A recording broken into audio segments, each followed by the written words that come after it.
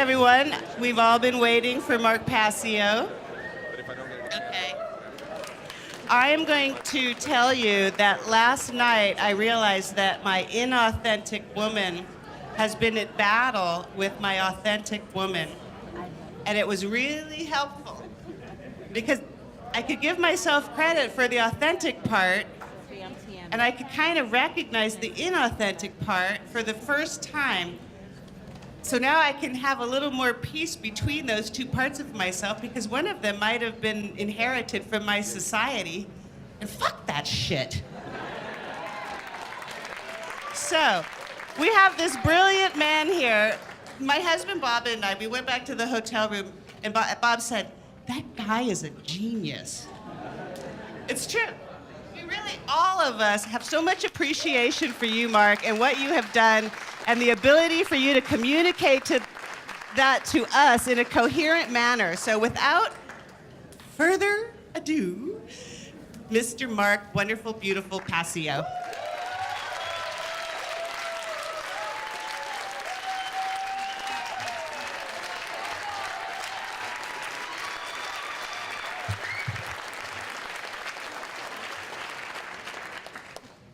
So much. You guys are so great. You're great. So let's get into part 2 of the Unholy Feminine, Neo-Feminism and the Satanic Epi Eugenics Agenda. Yesterday I went through many of the methodologies that the Neo-Feminism agenda uses against women and men to divide the genders against each other and incite the gender war to weaken the entire population.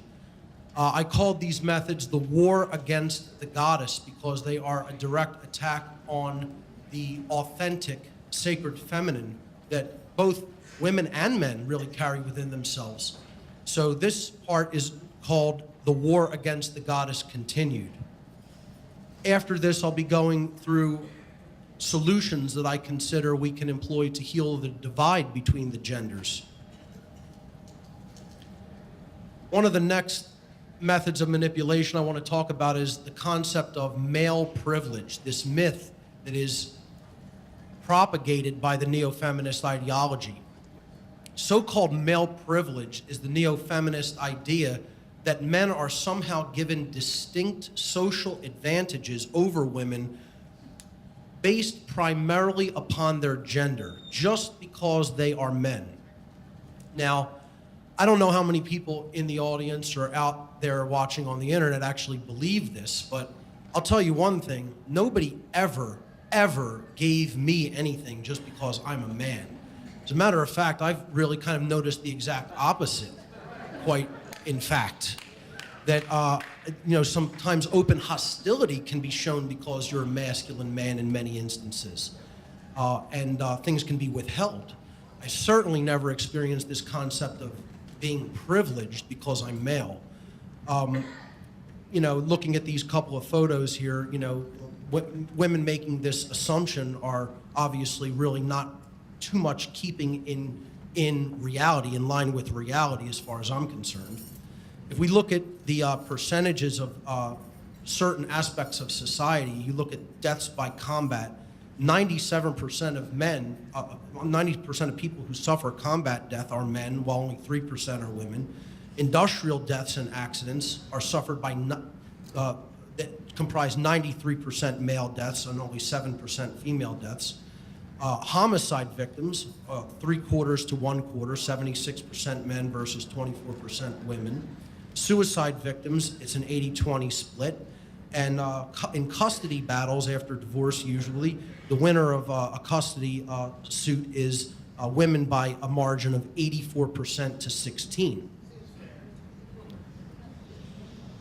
The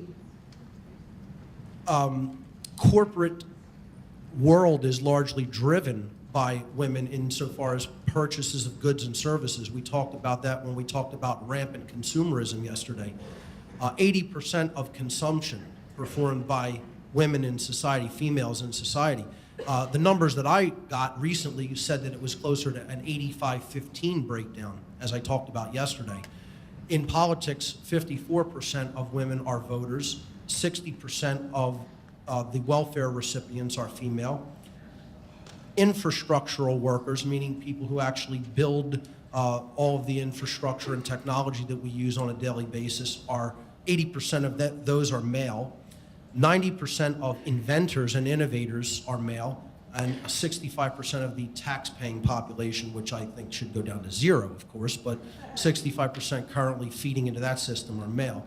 So, you know, it's difficult to see by a lot of these ratios and a lot of these statistics how there could possibly be an actual real thing known as male privilege in society.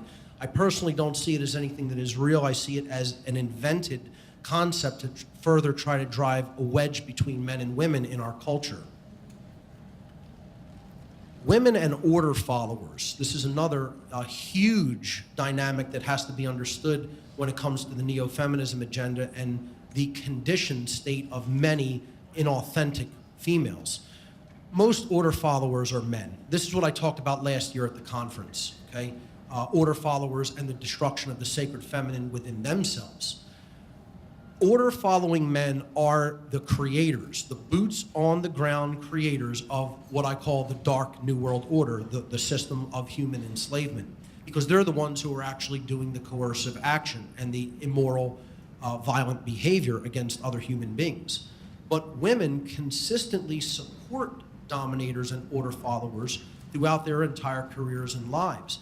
How many women support what these dominators and order followers do? I mean, they have mothers who support them and say that they're proud of their jobs and professions. They have sisters, they have wives, they have daughters, and these women in their lives continuously support them. Now, how many of their wives, mothers, sisters, or daughters would continue to sanction the behaviors of order-following men if they were to wake up to the agenda that they're being used for and what they're actually being used to create, the type of slavery system that they're being employed to create? You know, how many women would actually say, no, I will not take part in what you're doing by supporting you in any way or even having a relationship with you in any way? You know, some of the memes here show what the problems are. You know, supporting the troops, not always logical. You know, it's difficult to get a man to understand something when his salary depends on his not understanding it. What a great quote. And I would say it's difficult to get a woman to stop supporting a man who's doing an immoral behavior when his salary is contributing to benefit in her life and comfort in her life. See, that's what people have to be willing to walk away from, even if it creates temporary discomfort or temporary chaos in their lives. And that takes courage to do. Women's support, and again, I want to qualify, we're talking about the inauthentic woman throughout the ages, the mind-controlled woman, the socially engineered woman. The inauthentic woman has traditionally sided with conquerors, dominators, and tyrants, both during and after wars throughout history, flocking to the side of the victor or whoever is currently in control of the resources has been a historical pattern for conditioned women for thousands of years. We see this pattern over and over and over again. Women have been conditioned to simply go with the winner, with whoever is happening to control resources at any given time, in any given geographic region. I mean, after World War II in Germany, when the troops of the Allies came in and displaced the Nazis, women who were, there are countless reports that women who were with the Nazis one day were then, you know, sleeping with Allied soldiers the next day, as if nothing had ever happened, and it was just a replacement of the physical male body that they happened to be around, because they were now in control of the region and in control of the resources of the region. And, you know, of course, a lot of atrocities happen in warfare times, and, you know, there's accounts that starvation was occurring, and they starved out a lot of the troops, the Nazi troops after the war, after their surrender.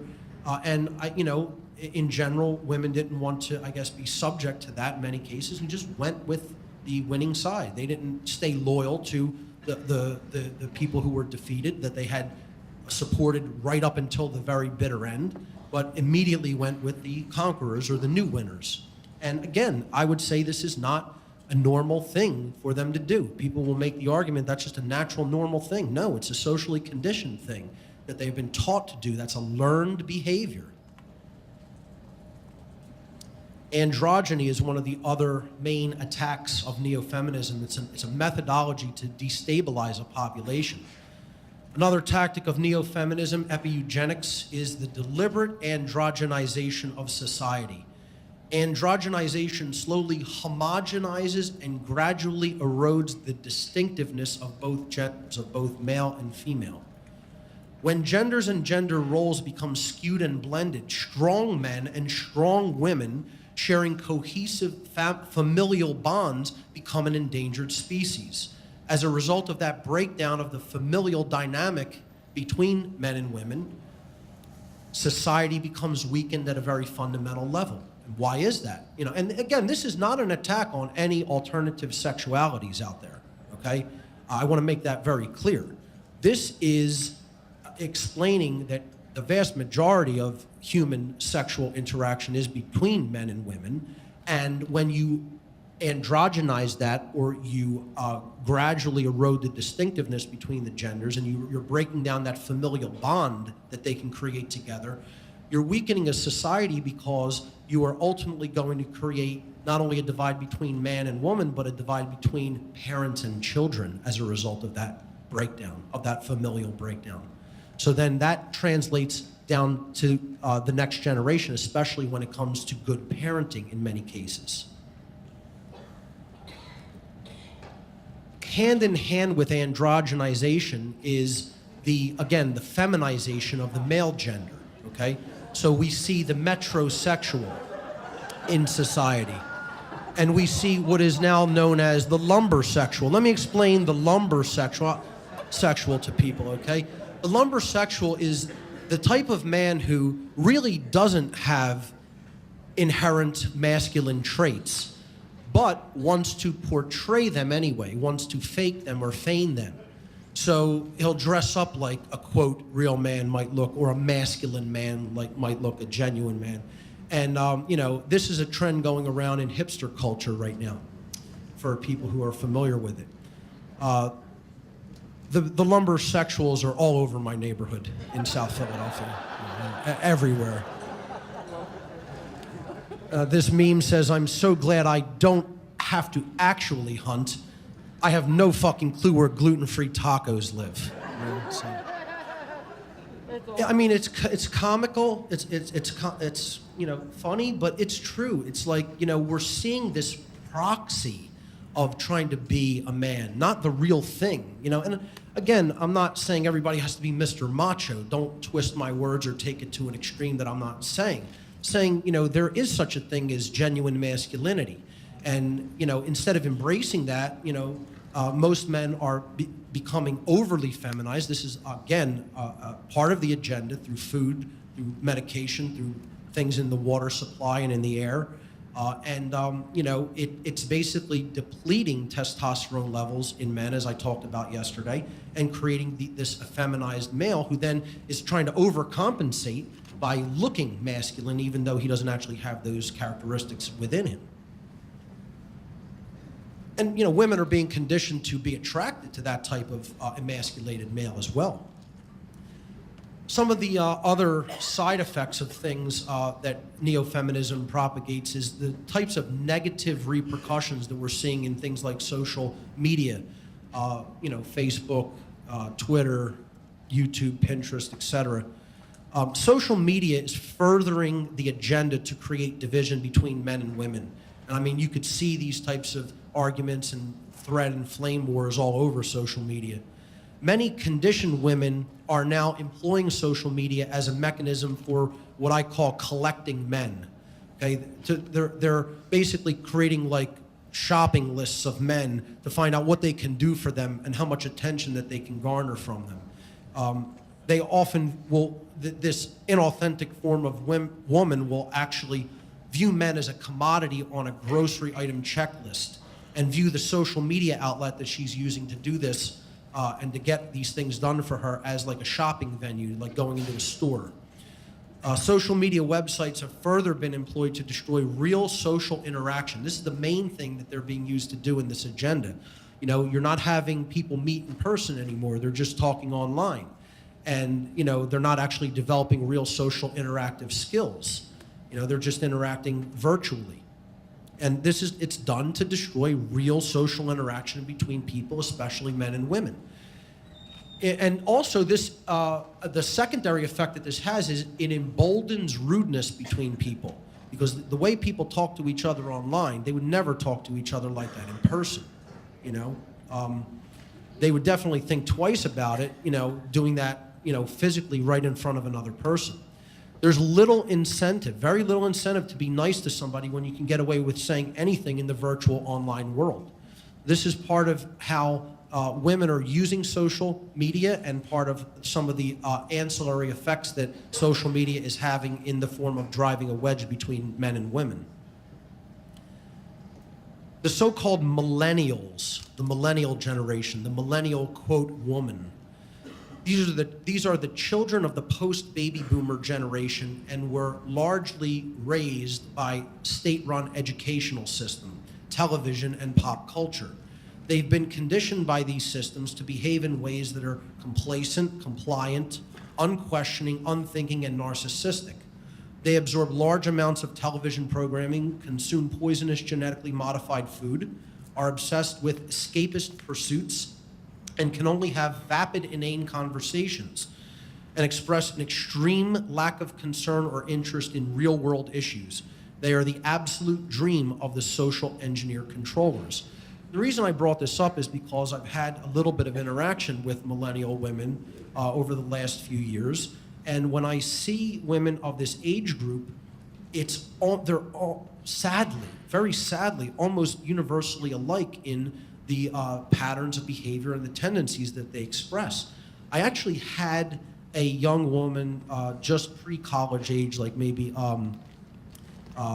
senior in high school age, like 17, 18 years old, say to me, directly to my face in person, I would prefer that someone else do my thinking for me. Actually made that statement to my face. You know, this is how conditioned they have this younger generation. This is what the school system is doing to young people, especially young women. It's seen as uncool to care about anything serious, any topic that is serious. The conversation has to be as inane as humanly possible as it can be made, particularly among this generational group. There's a common phrase in America, in Western culture in particular, that ignorance is bliss. I've said before, ignorance is death. It'll lead to our destruction. But in the ancient Egyptian tradition or the Kemetic tradition, there was a common phrase about ignorance, and it said, ignorance is evil. It is the essence of evil to ignore truth. And I couldn't agree with that statement more.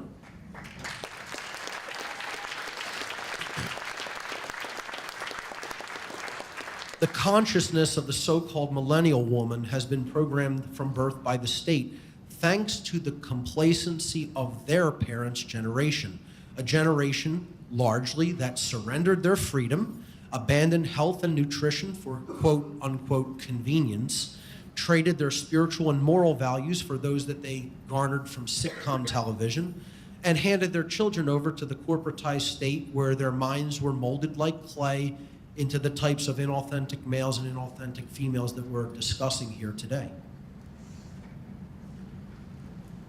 Another technique that is being employed, particularly on the religious side of this agenda, because again, there's a political side to this agenda, a social side to the agenda, and a religious side to this agenda, is called Neo-Puritanicalism, and this is rampant in our society. It's a very, very unhealthy attitude toward human sexuality. A religious puritanical mindset is being slowly reinfused into Western culture by religious fundamentalism. Such religionists are demonizing consensual sexual relationships between adults and pushing the notion that normal human sexuality is somehow sinful or even evil. They try to convince people that everyone in American culture is obsessed with sex, when in fact, all people in American culture are obsessed with is the idea of sex, but not the act itself. This is due to the level of sexual repression that is taking place within our culture. Every westernized culture is actually more sexually repressed now than ever before in its history. And this dynamic is becoming worse and worse due to the growing influence of this neo-puritanical ideology. This religious and cultural engineering to demonize a healthy attitude toward normal human sexuality, this is religious and cultural engineering to demonize a healthy attitude toward normal human sexuality and to reduce the human population through voluntary abstinence. Now again, don't twist my words and make it into something extreme that I'm not saying. I'm not telling people go out and have rampant, wild, promiscuous sex with everyone indiscriminately. I'm just saying that the attitude toward a healthy libido and a healthy sex life is constantly repressed in our culture. And this is it's a fundamentalist religious influence. I could tell you a little anecdote about this story. A while back, someone, I can't remember where it was or who said it to me, but I was in a discussion with a woman, and she said something to the effect that for women to have any kind of a healthy sex life that is not deliberately being withheld by them, okay, is akin to someone standing outside of a bakery and giving cakes away for free. And how would the people who own the bakery feel about that? Now think about that for a minute. Think about that anecdote for a minute. She said women having sex and having a healthy sex life is very much like somebody standing outside of a bakery giving away free cake. Okay? Now think about how unhealthy of an attitude that is about the normal human sexual experience that is supposed to be about bonding with another person, emotions shared between another person, physicality shared between another person. All they're thinking of it as it's some type of a monetary exchange, or it's some type of a thing where you could be so shamed for doing it. It's like you're giving away the goods for free instead of getting something in return, and you're devaluing it for all of us. Now that's more of again, a financial motivation for the withholding of sex, but this goes hand in hand with the neo-puritanical religious worldview that sex should just be continuously withheld. And it's something that is something that, should only be done for things like procreation.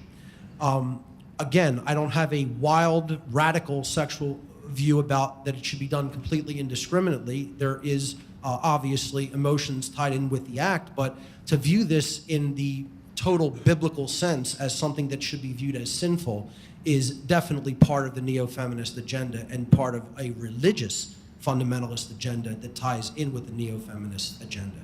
It's all there for population control ultimately.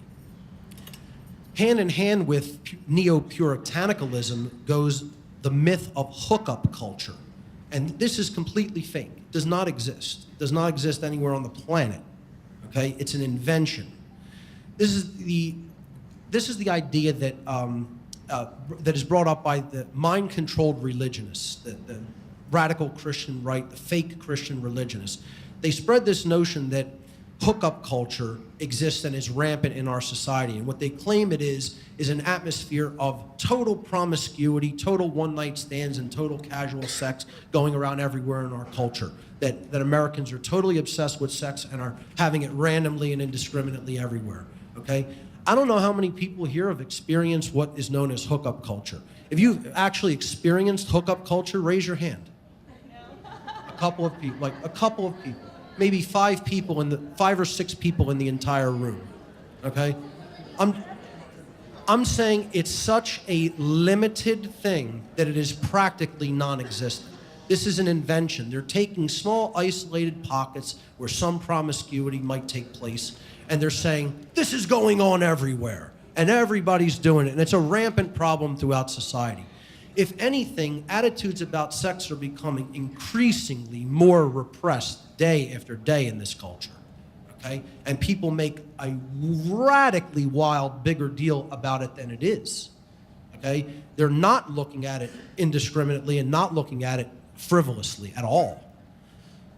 Hookup culture is an invention of the religion and social engineering to make religious-minded people believe that there is a wild, sex-crazed culture that they are being protected from, or that they need protection from, by buying into their puritanical religious ideology. This is what the agenda really is doing. And again, this is all to get people to think about normal sexual activity in a completely unhealthy and repressed way. So that what ultimately happens is you end up with population reduction voluntarily conducted by the population that the eugenics agenda is designed to cull, getting the herd to cull itself. Hand in hand with the fallacy of hookup culture is the fallacy of rape culture. So-called rape culture is also a psyop invention and is not actually taking place.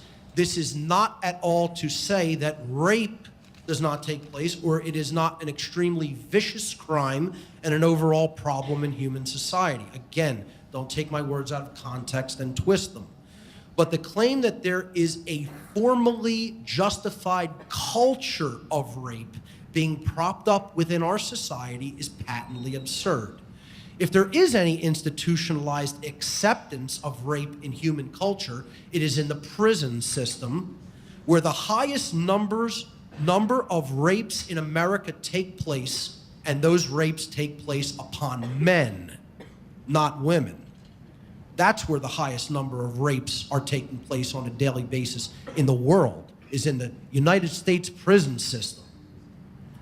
The myth of rape culture is ultimately propagated by the social engineers to keep us in constant fear of each other. Now, once again, you can react viscerally if you want. Of course, does rape take place? Yes, it does. It's a crime that takes place every day. We're not talking about rape. Look at the words on the screen. Rape culture. The question is there a culture, a sanctioned culture of rape in America or any other country for that world? In some Middle Eastern regimes, yeah, there may be. In some radical Islamicist regimes, rape may be officially sanctioned religiously and in law, But I'm talking about in the West. In Western culture, there is no such thing as rape culture. Rape culture in the West is a myth. It's an illusion propagated by neo-feminists, okay? It's done to propagate fear. Again, this is all about fear of normal human sexual interaction. This is the theme here in this section. Propagate fear of normal sexual activity, okay? You get people in fear, they start procreating less, the population is reduced, you're seeing less of the traits that you don't want to see in the culture. This is done to keep us in constant fear of each other. It drives the wedge between the genders. For example, the phrase that you hear by a lot of neo-feminists, every man is a potential rapist. I mean, this is the most ridiculous, nonsensical thing I've ever heard in my life. And it's man-hating. I mean, that's blatant misandry, blatant man-hatred. And all it does is further isolate the genders, creating the further war, divide in the gender war. Here's one you can get as offended about as you like, and I know Bob Tuskin will love this part of the presentation. The AIDS hoax. This is another thing. AIDS doesn't exist, ladies and gentlemen. There's no such thing as AIDS, okay? AIDS is a disease that is caused by lifestyle and malnutrition, okay? HIV doesn't cause AIDS. There is no HIV test. There is simply an antibody test for HIV, which over 60 different independent diseases can cause a positive result on an HIV test. Okay? Luc Montagnier, the co-discoverer of HIV with Robert Gallo, has publicly stated that he himself no longer believes HIV causes AIDS, and that AIDS can be cured with nutrition. AIDS was used primarily as an epi-eugenics scare tactic. Again, it's fear. Get people afraid of normal sexual interaction. Okay? That's what dominates the mindset in particularly Western culture when it comes to sexual interaction, is fear, fear, fear, and more fear. The AIDS hoax was an epi-eugenics scare tactic to make people fearful of having sex, because this is a sexually transmitted disease that you can actually die from, okay? I have never met an individual in my life with so-called AIDS. Not one, zero. As a matter of fact, I have never met a person who knows a person with AIDS. And I might today, you might tell me you know somebody who had it, but this is a disease that is brought on by lifestyle and nutrition issues, okay? That's what causes the body to go into autoimmune response and attack itself, okay? It is not caused by HIV. People have to get that through their head and start understanding HIV is not the cause of AIDS, and it is not really, truly a, quote, sexually transmitted disease. Yeah, thank you. I knew you'd like that, Bob. I had to throw that in. See, abstinence always slows down a population. It always slows down population rates for eugenicists who are seeking to keep the population small and manageable. So you want to encourage abstinence as much as possible. You want to have an atmosphere of fear regarding sexuality and propagate that fear as much as possible. You want to propagate what we talked about yesterday, slut shaming. You want to propagate a puritanical view of sex, okay? One thing you don't want is normal attitudes about human sexuality and normal familial bonding between strong men and strong women. You don't want that. They don't want that. Because that's what makes a population strong and independently thinking and freedom-oriented in their mindset.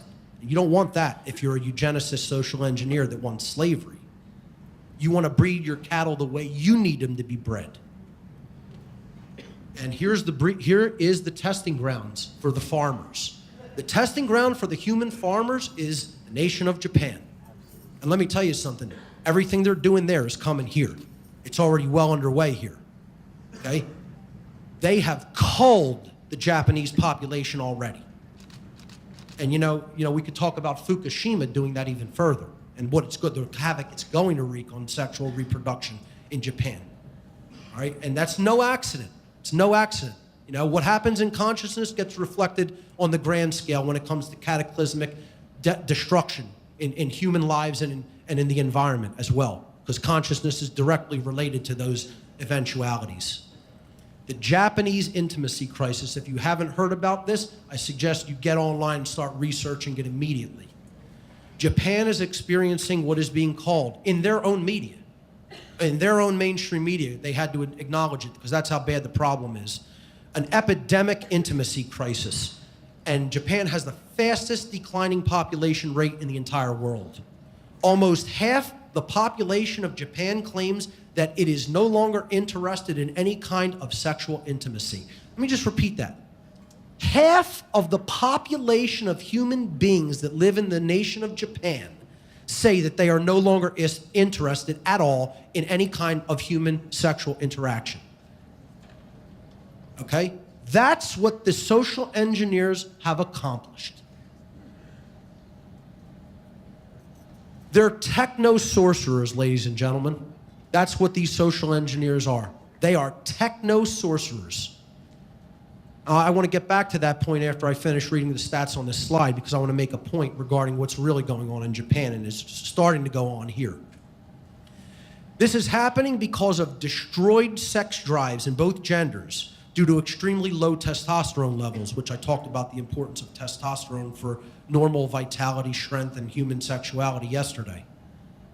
Japan is merely the social engineers' testing ground for their depopulation agenda. The American intimacy crisis has already begun. It is already well underway, folks. It's just unspoken.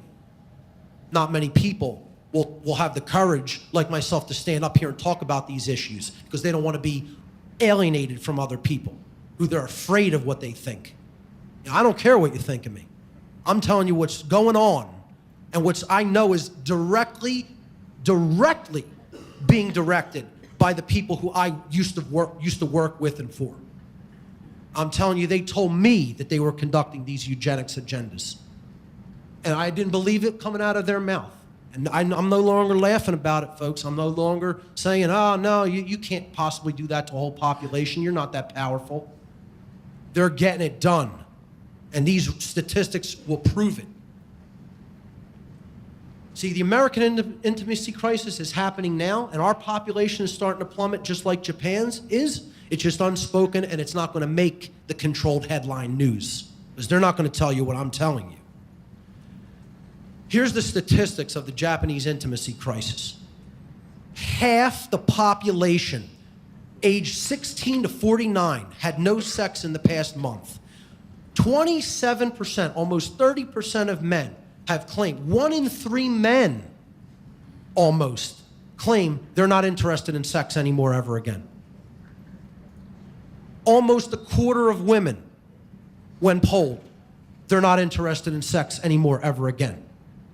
1 in 4 females, no interest in sexual activity. 61% of men age 18 to 34, not in any kind of a relationship, any kind of a romantic relationship with anyone of either gender. Half of women, 18 to 34, not in any kind of a romantic relationship with either gender. 36% of men in that same age group, 18 to 34, are still virgins, have never had sex. 39%, 40% almost of women, age 18 to 34 in the nation of Japan, still virgins, never had sex once, 18 to 34. Now, you look at all those statistics together and you tell me that that's a naturally occurring trend, you're out of your goddamn mind.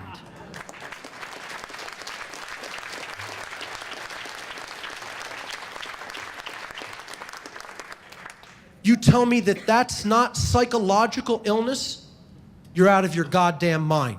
You tell me that's not physiological illness, you're out of your goddamn mind. You tell me that's not social engineering, you're out of your goddamn mind.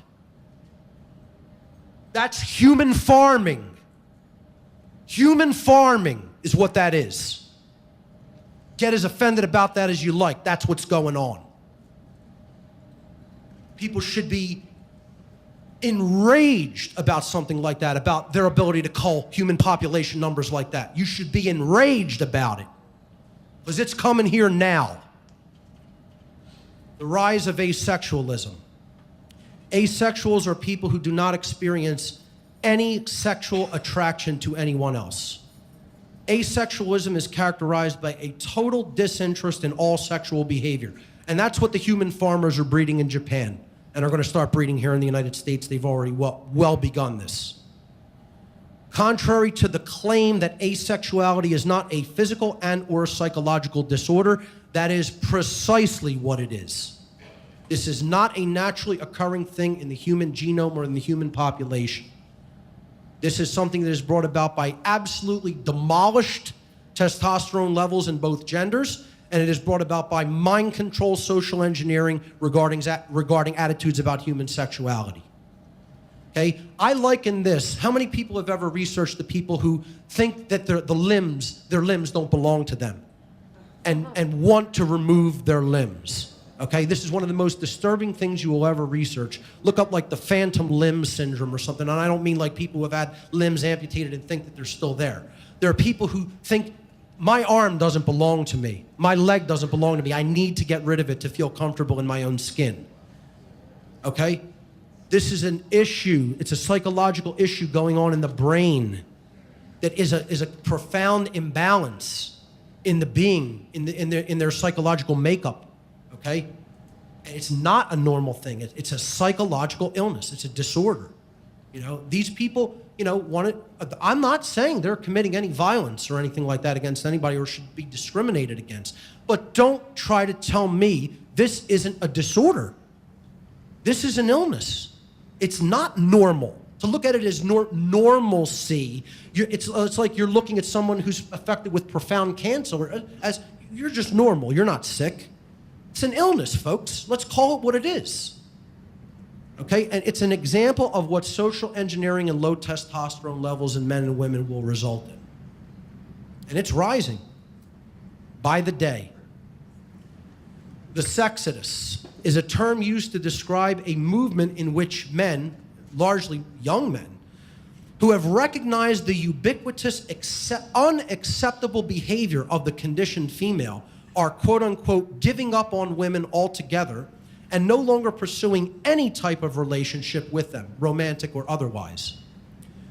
I see the so-called sexodus as a reactionary stopgap and a short-term defensive mechanism that are employed by men who realize that there's a profound problem at hand between the genders, but they only recognize the symptoms of that gender war at a skin-deep level. And so they're reacting to the symptoms, okay? They have not yet penetrated to the root causal factors that underlie the condition, which is, of course, rampant social engineering that is utilized by the control class. Almost always, when I look up on, let's say, MRA forums or MGTOW forums, which I'm going to talk about a little bit later, or type in the term sexist and see what people, particularly men, are saying about it, almost zero of these people ever mention the term social engineering or mind control. Almost zero. It's negligibly talked about, if ever at all, because these people are unaware that a dark priest class that holds occult knowledge about the human psyche is absolutely wreaking havoc on the human population who don't know a goddamn thing about themselves. And it's a piece of cake for them to do. It's like a chess master playing an absolute novice who's never looked at a chessboard. They're going to get their ass kicked hard because they don't have the knowledge to combat these psychopaths who have it. The playing field is not even close to being leveled. It's completely skewed and imbalanced, and people aren't even trying to build their way up in the knowledge of themselves to combat these absolute control freaks who are doing this. And they told me they were doing this to a point where I wanted to murder the people in the room who were telling me this to my face. That's how enraged I would get. And I knew if I did anything physical to them that I'd be killed. So I had to shut my mouth and hear what they were saying about what they were doing to the human population.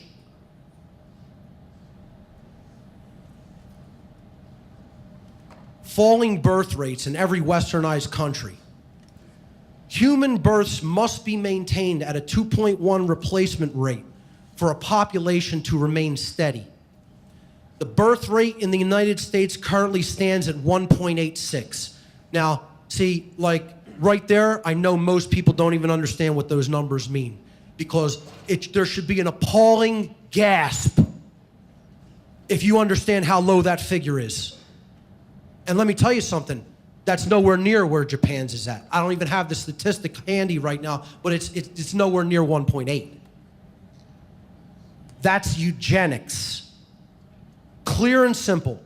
I mean, as clear as a bell in my mind, because I know what these numbers mean. It's at 1.86 and rapidly falling, and people think there's overpopulation. No, human beings are crowded like animals into farms called cities. That's what. There's no overpopulation on this planet.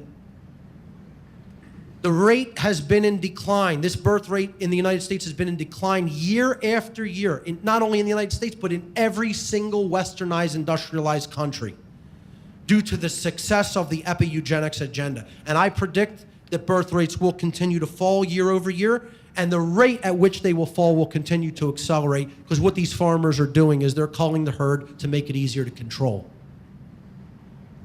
Look at these numbers. 1909, 127 births per 1,000 women. 1960, it dropped to 118.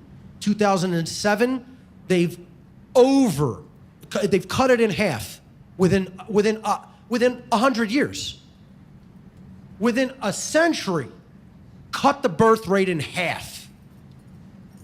It's going to take 4 more generations. The population of every Western culture is going to be at 1/4 of where it is now. And then you want to see the control system take off and go into absolute crazed mode, you're going to see what happens when they can more easily control less people. Stands right now at about 63 births per 1,000 women and rapidly declining.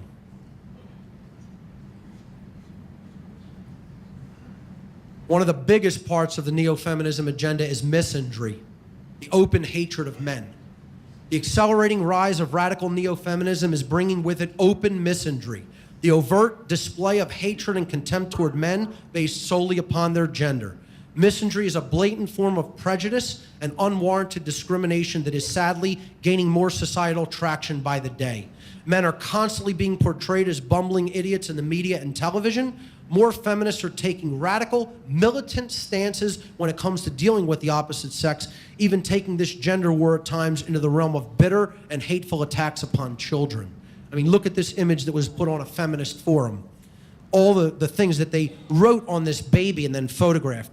Pig, looter, arsonist, runaway, reckless, violent, rioter, criminal, hated, wife beater, sperm bank, dispensable, deadbeat, risk, alcoholic, thug, rapist, cash point. I mean, you have to be kidding. Writing this on a child, you know? And this isn't a problem going on in society. Let me tell you something. I have directly experienced misandry in my own life. You know, the way that I've been discriminated against has not been racially. You know, a lot of people experience racial division and racism. I could tell you anecdotes about how I have been accused of being a racist, you know, by someone who didn't even come close to understanding the symbols that I had on me, you know. I can get into that anecdote later, but I've experienced the most absolute bias and prejudice against me for being male during the course of my life, particularly recently because this agenda is going into full swing. When I interact in society, when I go out socially with people, I do not initiate any force or aggression against anyone else. I'm about the most chill, peaceful guy you're going to come across. When I get up here and I talk about these issues, they fire me up a lot because I have passion talking about the society of death and slavery that is presiding over humanity. Maybe that's something that should be upsetting us a little bit more, okay? But, you know, when I interact with people, I interact according to the non-aggression principle. I don't bring aggression toward anybody, okay? And yet it continuously finds me when I interact with a lot of people in society, or when I even am trying not to interact with people, and I consistently see that for some reason, the hatred or the aggression is always coming from females. And I don't understand it. I can't personally understand it. The only thing I can conclude is that this is this rise of misandry in society because I look like a masculine man, okay? And just that air of masculinity is perceived as a threat when I do nothing threatening behavioral-wise. I'm sure other men in this room have experienced the same thing. So I see this personally. This isn't something I'm just researching and throwing out there conceptually. I've experienced it in my life. I'm telling you it's real. It's going on. More and more people are seeing it. Another thing that neo-feminism postulates is this notion called toxic masculinity. It seeks to abnormalize and demonize naturally masculine traits and behaviors. This manipulation tactic seeks to equate things like firearms ownership with being violent. See, they're tools of violence, not self-defense. Or a normal, healthy interest in sexual activity as sexual aggressiveness, okay? Stripped of all its euphemisms, you know, you go into this whole catcalling thing that went viral on the internet. You know, men saying hi to a woman walk down the street.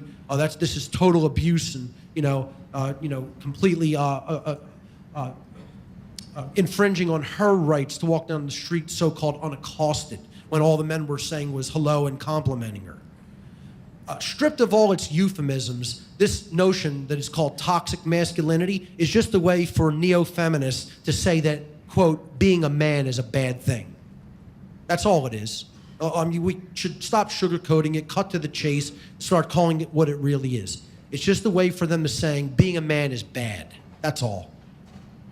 You know, I mean, look at this image in the bottom right-hand corner of this slide. I'll go back to it, of what a man is depicted as.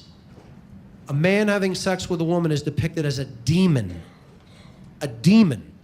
This was on a feminist blog that I encountered. Okay? I mean, just imagine that. Saying, what, men are demons because they find women attractive? totally normal masculine trait? I mean, these are the notions that are being propagated about normal human sexuality in our culture. And it's a very real and rising problem, folks. And we better start addressing it now, because it's getting worse, not better. Couple of anecdotes I have. These are things that the neo-feminists say that men are doing. Man-spreading. How many people have heard of the term man-spreading? Much less than I would have thought, although I'll have to explain what it is to the bulk of people here. Man-spreading is this term that neo-feminists have invented for when men sit on a chair with their legs spread, their thighs spread, because they happen to have these things called testicles. Well, some of them do. Like on the subway. They actually have signs on the New York subway. Dude, stop the spread. It's a space issue. They can ticket for this in New York City. Cops can give tickets. What do they have, a ruler? They go around with a tape measure? Oh, that's 21 inches, sir. No, that's manspreading. We'll have to issue a citation. I mean, are you absolutely kidding me? I mean, the first time I ever heard of this term, Barb told it to me, okay?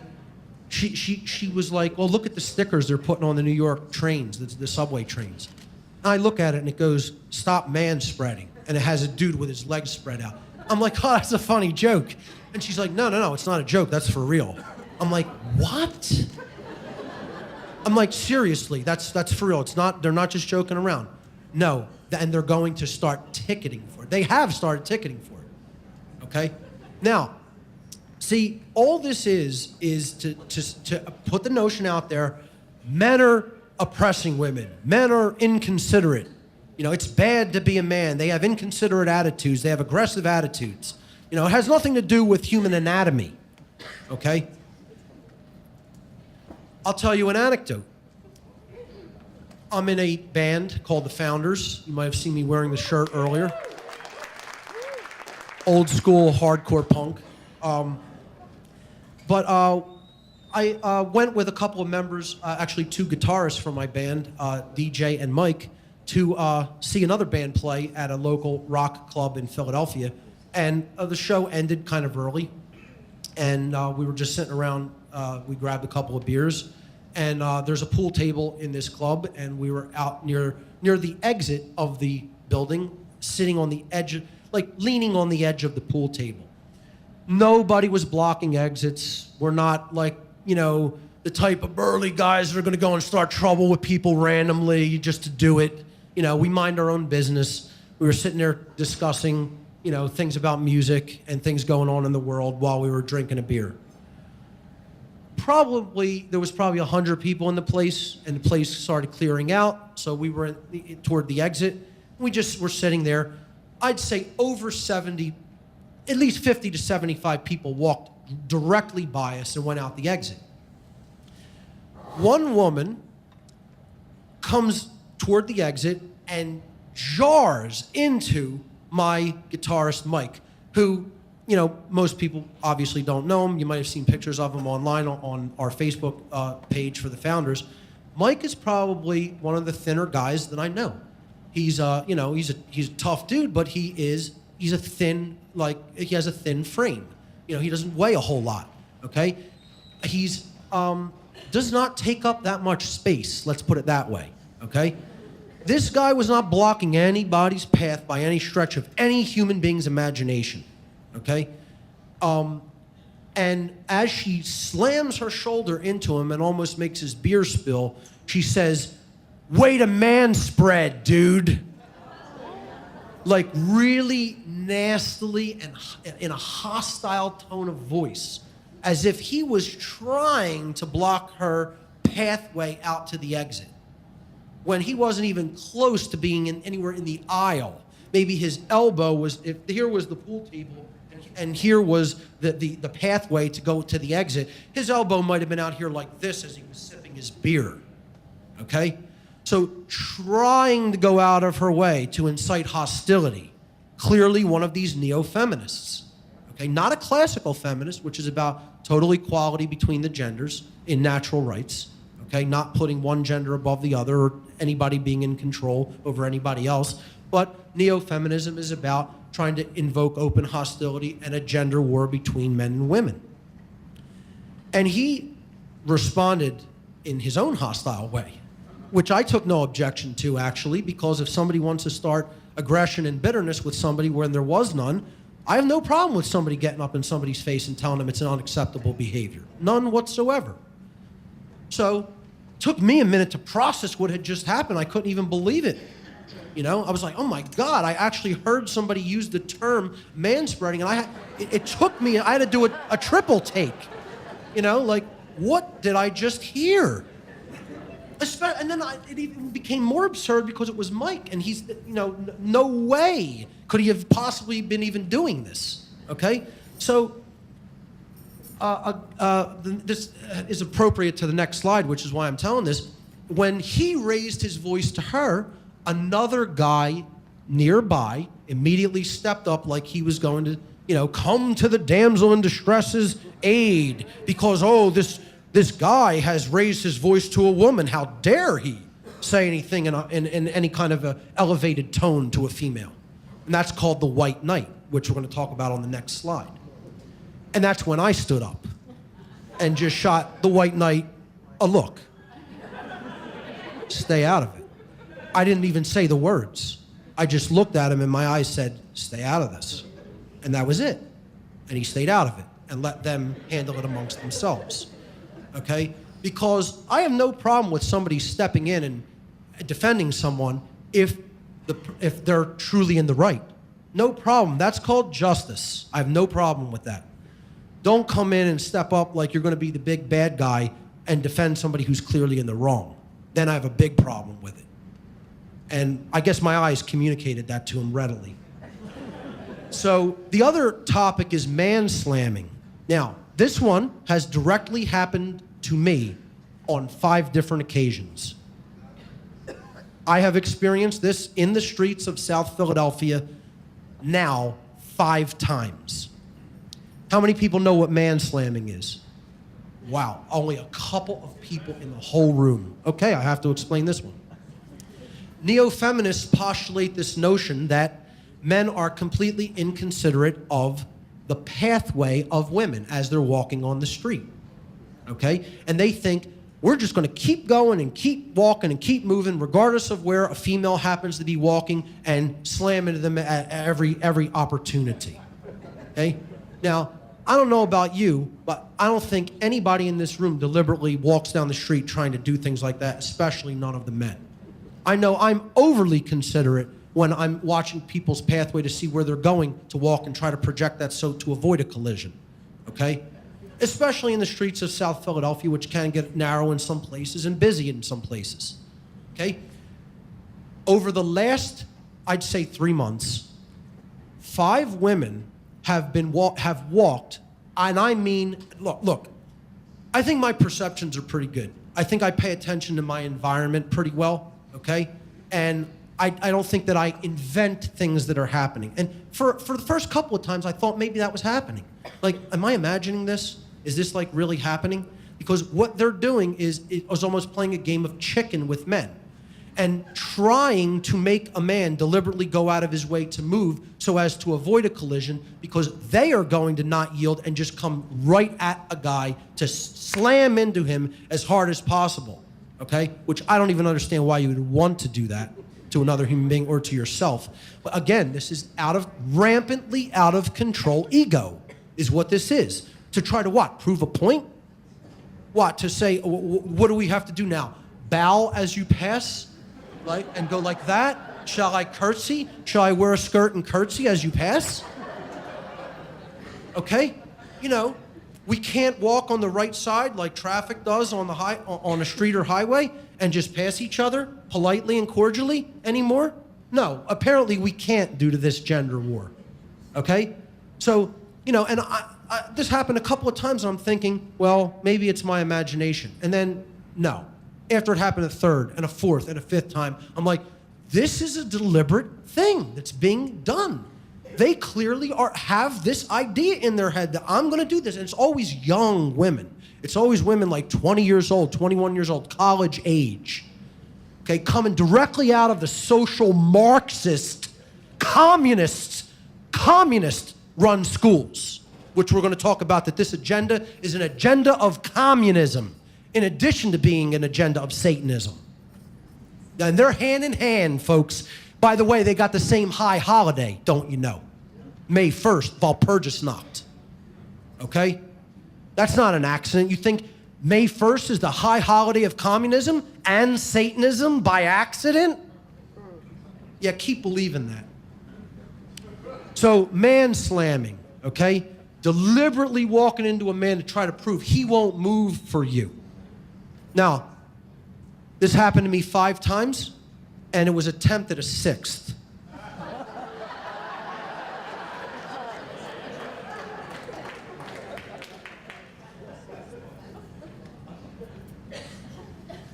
I carry some solidity. I'm not the tallest guy in the world. I'm not the biggest guy in the world. I have a low center of gravity, though.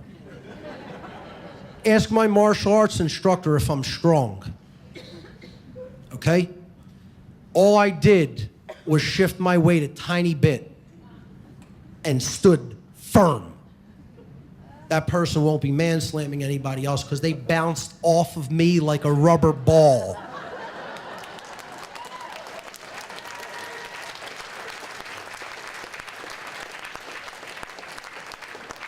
And all I did was stand where I was.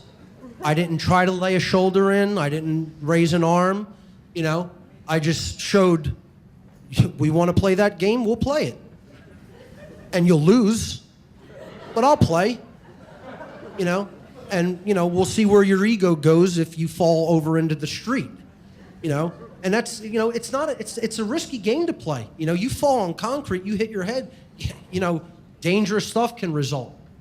Even doing aggressions like that just to prove a point is a stupid, stupid idea. Okay? So, you know, I just stood my ground on this one time, and when she went bouncing off, I just went, oh, sorry about that, and kept moving on my way. Like as if, you know, oh, that was clearly an accident, right? When we both knew it wasn't. White knights, you know, here's the men who come to the damsel in distress's aid regardless of whether she's right or wrong. Like I said, no problem coming to someone's aid who's clearly in the right and is truly being oppressed or being victimized, no problem. But don't come to the aid of somebody just because they're a woman or a man or anybody or rich or whatever, just because, you think that they're being somehow oppressed and that oppression is actually imagined. That's what white knights do. They jump into battle to make women feel safe against threats that are real or imagined. All right? And, you know, it's a way of trying to garner favor among women. This is done socially in conversation and on online blogs and social media and everything like that. Anybody says anything that slightly goes against somebody, and even if they're not even involved in the argument or anything, they want to immediately come to the defense of the woman as if somehow they're going to get, you know, all kinds of favors, lavished upon them because they've come to the aid of the damsel in distress. You know, and you're seeing men join the neo-feminist movement in bigger and bigger numbers. You know, and they don't even understand the distinction between classical feminism and the neo-feminist form of feminism at all. You know, they just want the approval of women who are in this movement to be looked at as cool by them and be looked at as on their side. That's all. Part of the reason they do this is because of social ostracism taking place in our culture. Most men, quote unquote men, will refuse to stand up to conditioned women and confront them on both the fallacies they've been conditioned to accept and their associated unacceptable behavior. They do this because they don't want to be socially and sexually ostracized by women, because that's another part of the neo-feminist agenda. If you don't agree with my cause, or if you don't agree with my take on any given social issue or political issue, well, I don't want to be around you. You're ostracized. You're not welcome to be here. I'm certainly not going to have any interaction with you on any kind of a friendly basis, and certainly not on a romantic basis. Okay, so this is done to isolate people and to marginalize people. Adolf Hitler, in his book Mein Kampf, said, quote, "We should allow and encourage women to act as stupid as imaginable, and then denounce men as, quote, faggots and, quote, misogynists if they dare to criticize the woman's stupidity." This is what social ostracism is about. It doesn't matter how radically off basis with reality any female happens to be speaking. The male is not permitted to disagree. And another thing you're hearing more and more of is disagreeal of this kind of social Marxist and neo-feminist political opinions is immediately racist. You're hearing this being used constantly as a deflection mechanism from any kind of an argument about the topic. You don't agree with me politically or socially, you're racist. Okay? It's bullshit. It's bullshit is what it is.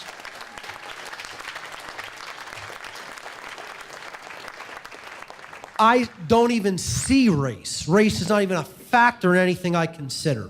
I've told people from day one I'm about ending all forms of slavery. Slavery in all of its forms. Okay, that's what my entire philosophy is about. Slavery is inherently illegitimate and it needs to be ended in all of its forms. Okay, and this isn't a eugenics program against any color population. It's a eugenics program against humanity. It's a war on you. That's what this program is. And it's waged through political correctness, politically correct speech. Political correctness is a method of limiting free speech. Many women have been conditioned by the neo-feminist agenda to censor those around them, not to talk about these gender-related issues and other important political issues. Men have been conditioned by the neo-feminism agenda to censor themselves. Self-censorship is being conducted by men because they don't want to be socially ostracized. They fear the risk of being ostracized by most women if they dare to speak out. Well, like I said at the beginning of this presentation, I don't give a damn who likes me. I'm speaking the hard, unpleasant, uncomfortable truth, and I don't care if you like it. And I don't care if you like me. I'm not here to be liked. I'm not here to be your friend. I'm here to speak the truth. That is what I am charged to do, and that's what I'm going to do.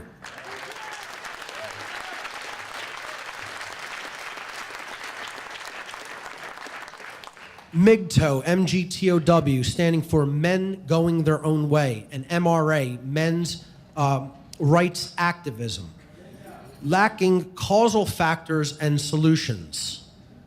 Men's movements like MGTOW or MGTOW, Men Going Their Own Way, often portray women as evil, flawed by their nature, and solely responsible for the downfall of humankind. They often push an erroneous and divisive belief that the current condition of the female mindset is the result of what they refer to as female nature, when in fact this mindset is a product of complex, lifelong social engineering that affects the vast majority of women, and most certainly is not the nature of the female of our species, as I'm going to get into in a future slide. Okay? This is the problem with their analysis. They understand the symptoms, but they do not understand social engineering as the causal factor. It's like somebody thinking that all psychopaths are primary psychopaths, and they're just born that way. And they don't understand that there is a condition of psychopathy. The vast majority of psychopaths are not primary genetic psychopaths. They, in fact, are secondary psychopaths, that the psychopathy, their inability to feel emotion or to experience human empathy, is due to conditions that occurred to them during their lives, past traumas that they experienced. Well, social engineering is a form of mass trauma that's taking place against the psyche of the female of our species, okay? And it is the reason that these behaviors manifest themselves. It is not that way from birth. If this hidden hand of the social engineers were not continuously repressing true human female nature, the inauthentic women would not be behaving the way that they do in our society. We have to understand that. You start blaming it on women as a species, as just, the gender. We're getting further down the line of the gender war and divisiveness between the genders. You're not working toward healing the divide. And you're actually missing, you're thinking from an absolute flawed, axiomatic point of view, because you haven't actually done enough homework to understand how this is being done. I told you, when I go on MGTOW or MRA forums, it's almost it's almost negligible when they are talking about any forms of social engineering, and the term mind control just never comes up. Because if they do ever talk about it, they'll talk about the societal influences. That's the euphemism they'll use. They won't call it mind control, which is what it really is, okay? They have no knowledge of it because they have no knowledge of the occult. Zero. These people have no knowledge about how occult knowledge can be wielded to affect the mind of someone else. None. And that's the problem with these movements. They're correct in their analysis, incorrect in their causal factor analysis, and incorrect certainly in their solutions. Men's reaction movements such as MGTOW and MRA, men's rights activism, like many other activist groups, will often correctly analyze the symptoms of the problem, but do not have an accurate understanding of the causal factors of the problem, and therefore also lack any true empowering long-term solutions. A quote-unquote solution often presented by many in these reactionary movements is for men to completely, quote, drop out of human society or to no longer have any interaction whatsoever with women unless they are receiving some sort of overt benefit for the interaction. Those within these movements should not expect any improvement in the conditions which they analyze until and unless the main causal factor of social engineering or mind control is recognized and addressed by them. And that's why the idea to drop out and stop interacting with women is not a solution. The solution isn't about not interacting with women. It's about explaining what the hell has been being done to women to them. That's the solution. And you know what? Most men want no part of that work, and most women don't want to hear it. That's the truth of that. And you know what? It doesn't matter. I'm going to keep speaking it anyway. Doesn't make a difference who's listening. Because that's the right thing to do. I don't do this because I even expect anything to change. I don't do this because I care about specific people. I do this because I care about truth. And I care about freedom, and I'm going to try to influence it for greater freedom. I'm going to try to influence society to move toward greater truth and greater consciousness. It doesn't even make a difference if the effect happens long-term or not. I'm doing it because this is what I'm here to do. This is how I'm investing the time in my life, and most of all because it's right.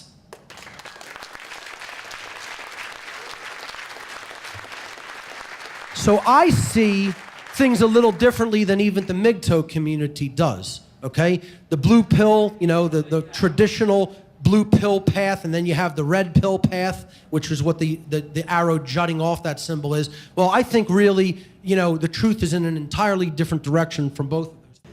So that is the end of the manipulation section. Now let's get into the solutions that I'm going to present here today.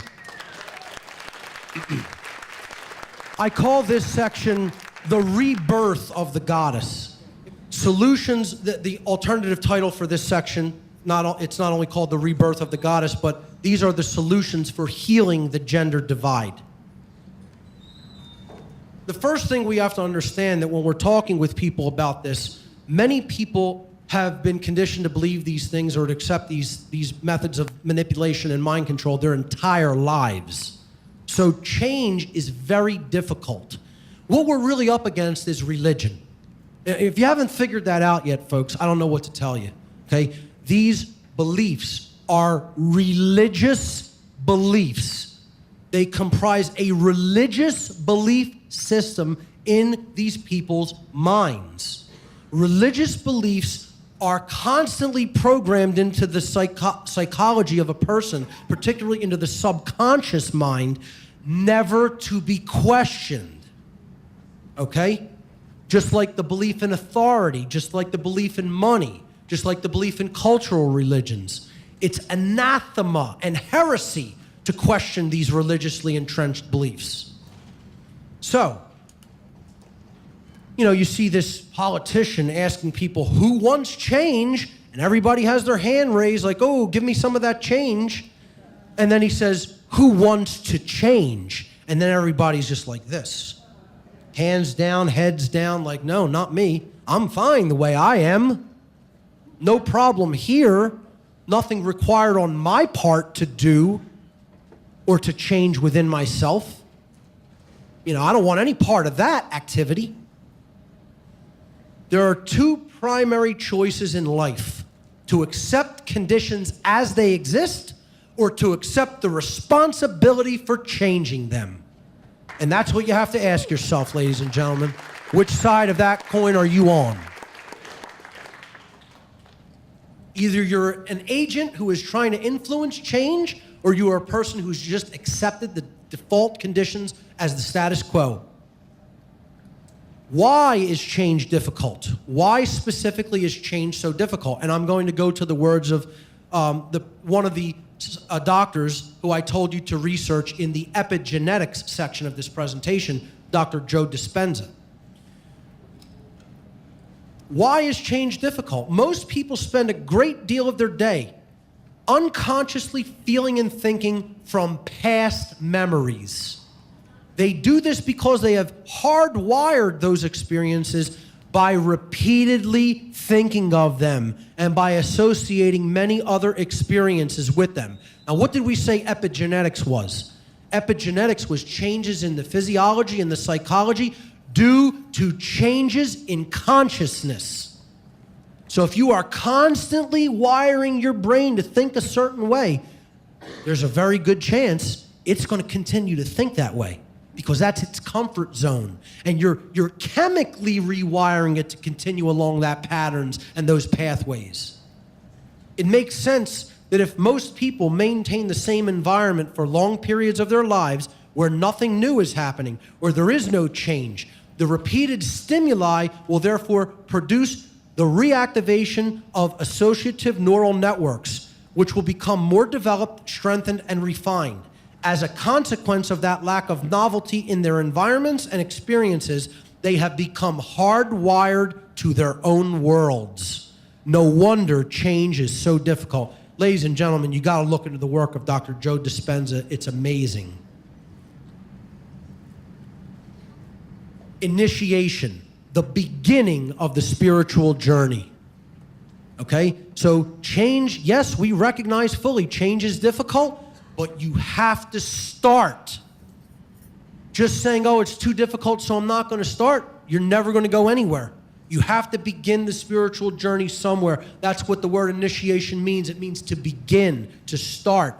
The dark occultists that I work with, the Satanists in the grottos that I was a member of for brief periods of time, they had a phrase that they called the human herd. They called us the unbegun. It's the most esoteric term I've ever heard applied to the bulk of the human, the masses of humanity. The unbegun. Because they said they don't even understand what initiation is. They don't even understand beginning a journey in consciousness at all. They haven't started in any place. Not even one place have they begun. And so they call them the unbegun. The other thing they call them is the dead.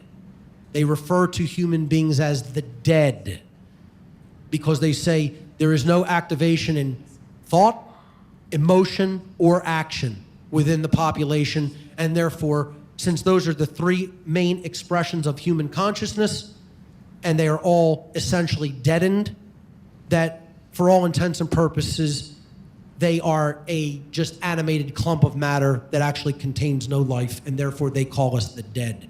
And they absolve themselves of their immoral behaviors toward the population because they say, we're not doing that to any living entities. They're already dead. Literally call us the dead. It is no measure of health to be well adjusted to a profoundly sick society.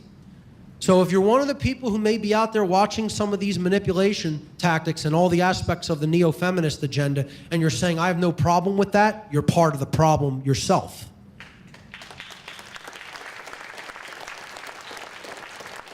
You should be horrified by the manipulation tactics and statistics and agendas that I talked about in the problems section of this presentation. And you should begin to make the realization that they are real and happening. And if not, you need to do a lot of research on your own. And you need to do a lot more social interaction on your own among people who are not in your normal social circles, so you get a more rounded and eclectic view of what's really going on. That's a big problem for most people. They tend to hang out in their own little circles around people who are just like them, and they think everybody's like this. Nonsense. Come with me and let's hang in Philadelphia one day. I'll take you to some places where you'll see some of the lowest consciousness you ever imagined. You know? And those aren't even the worst places. So you have to recognize that the problem is real and it's as bad as it is. I'm telling you, it's probably worse than what I've explained. One of the great French spiritual philosophers, Henri Bergson, said, fortunately, some are born with spiritual immune systems that sooner or later give rejection to the illusory worldview grafted upon them from birth through societal conditioning. Now, here's a spiritual philosopher, or who you might call an occultist, who knows what the hell he's talking about, okay? They begin sensing that something is amiss and start looking for answers. Inner knowledge and an anomalous outer knowledge and anomalous outer experiences show them a side of reality others are oblivious to. And so begins their journey of awakening. Each step of the journey is made by following the heart instead of following the crowd, and by choosing knowledge over the veils of ignorance. One of the greatest quotes I've ever found, okay? Eastern philosophers said, enlightenment is a destructive process. It has nothing to do with becoming better or being happier. Enlightenment is the crumbling away of untruth. As a matter of fact, folks, it won't make you very happy. It'll make you pretty well pissed off if you're fully enlightened about what's really going on. You will become enraged rather quickly if you have a sense of justice and conscience. It is seeing through the facade of pretense. It is the complete eradication of everything we imagined to be true. And here's one of the biggest things human beings need to understand, okay? I know this was one of the big topics of Jay Parker's talk yesterday. Let me tell you something. As soon as someone starts talking about human nature to me, I realize they're a complete moron. Okay? I get as offended about that as you like. Okay? As soon as someone mentions the term, oh, that's human nature, you're a moron. You don't know what the hell you're talking about at all. Okay? And I don't even need to qualify that. I'm just making that statement. Okay? Making that statement. There is no such thing as human nature, folks. There is no such thing. Actually, there is such a thing, but it's so negligible, okay, that it's barely even worth attributing any of that to why we do the behaviors that we do. That's like saying, you know, I take this computer and I take an identical computer and put it next to each other, okay, and we're going to ask, what is the nature of this computer, of these two computers? Is one good and is one evil? Is one flawed and is one okay? Well, hey, there could be hardware problems. Let's say they've all been, quality controlled. They have the exact same specs. They're working perfectly to perform the hardware is working perfectly. Two identical machines. What's the nature of those computing machines? To compute data, to take data in through input, to process it in the processor, okay, and then to put it out through some type of output device. That's the nature of a computer. That's what you do with a computer. What determines whether the computer performs efficiently or not, okay? What are the qualities that the computer has to have to work efficiently? It's got to have a good file system format on the hard disk drive. It's got to have an operating system that is functioning properly and doesn't have a lot of bugs. It has to have good software programs that you could put data through and transform data with.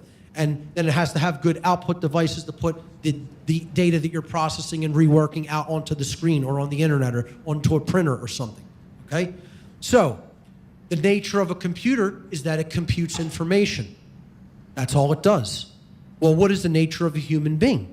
It's very similar to the nature of a computer. Not to say that human beings are computers, because they are not computers. They're not just biological computers. But we have a similar nature to a computer in that we take information into ourselves, we process it, we weed it out for inconsistencies, and then we act upon it in society. This is the trivium method. This is the trivium process. Input, processing, and output. Okay? So, human beings, their actual nature is, like a computer, they are a programmable species. The nature of a human being is that a human being can be programmed to behave in a certain way. That's our nature. This is what parenting is ultimately all about.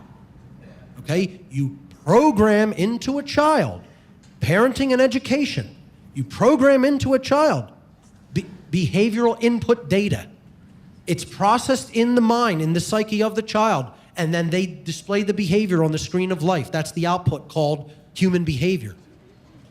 Human beings are programmable like computers.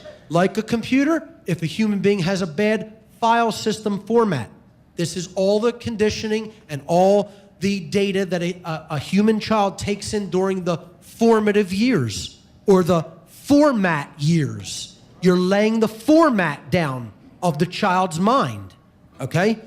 If it has a bad operating system, well, what's our operating system?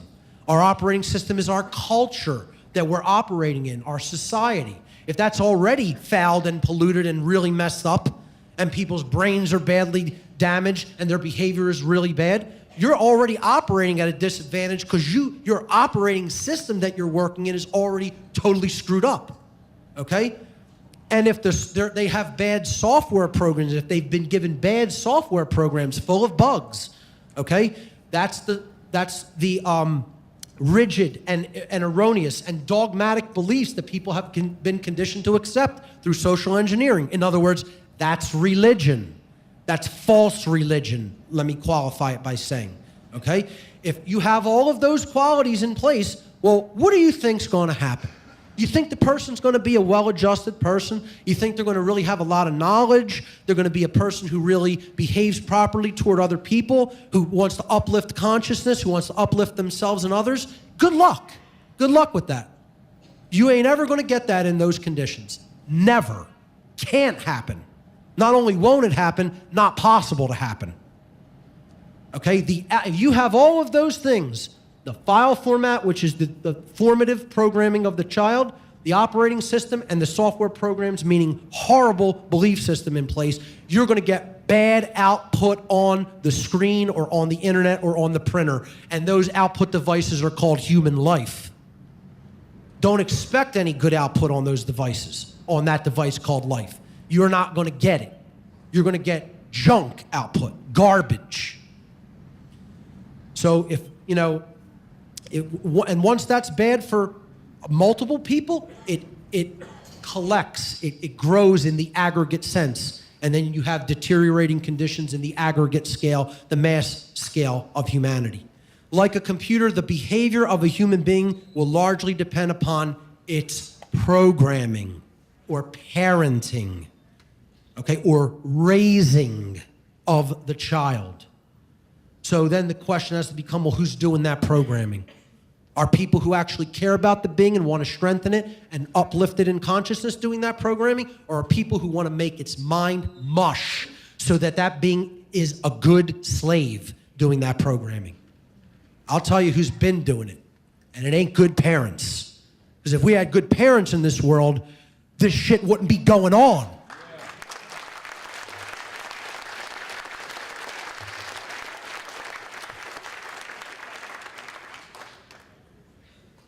The quality of the behavior that a human being outputs onto the screen of life is going to be largely dependent upon the programming that that being receives. And that programming means the quality of the information that that being is receiving, which enables it to process and create effectively, to understand its environment and to create its environment in a way that is bettering and uplifting for itself and everyone around it, okay? Now, that means all of the information coming in. That means food, air, water, and actual what we think of as information, as data about things going on in the world. All of that has to be pure and non-polluted, okay?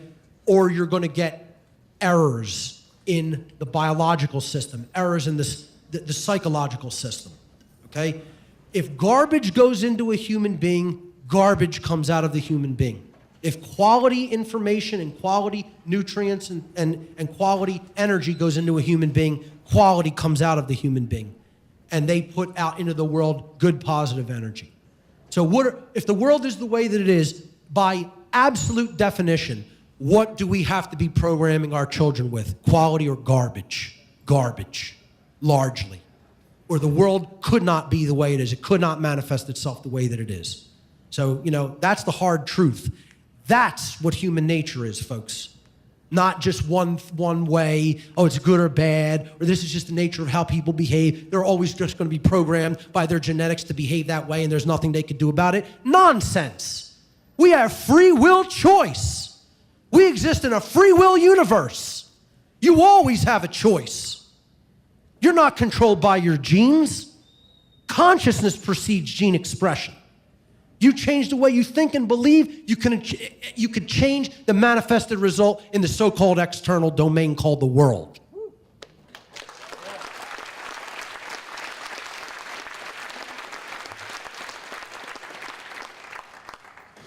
My next solution, the first thing is you have to understand what human nature really is and get this absolute bullshit notion of Darwinian scientism, so-called survival of the fittest nonsense form of evolution out of your mind when it comes to what human nature is or why people behave the way that they do. And if you believe that shit, you're under total mind control, folks. I don't know how else more plainly I could put it.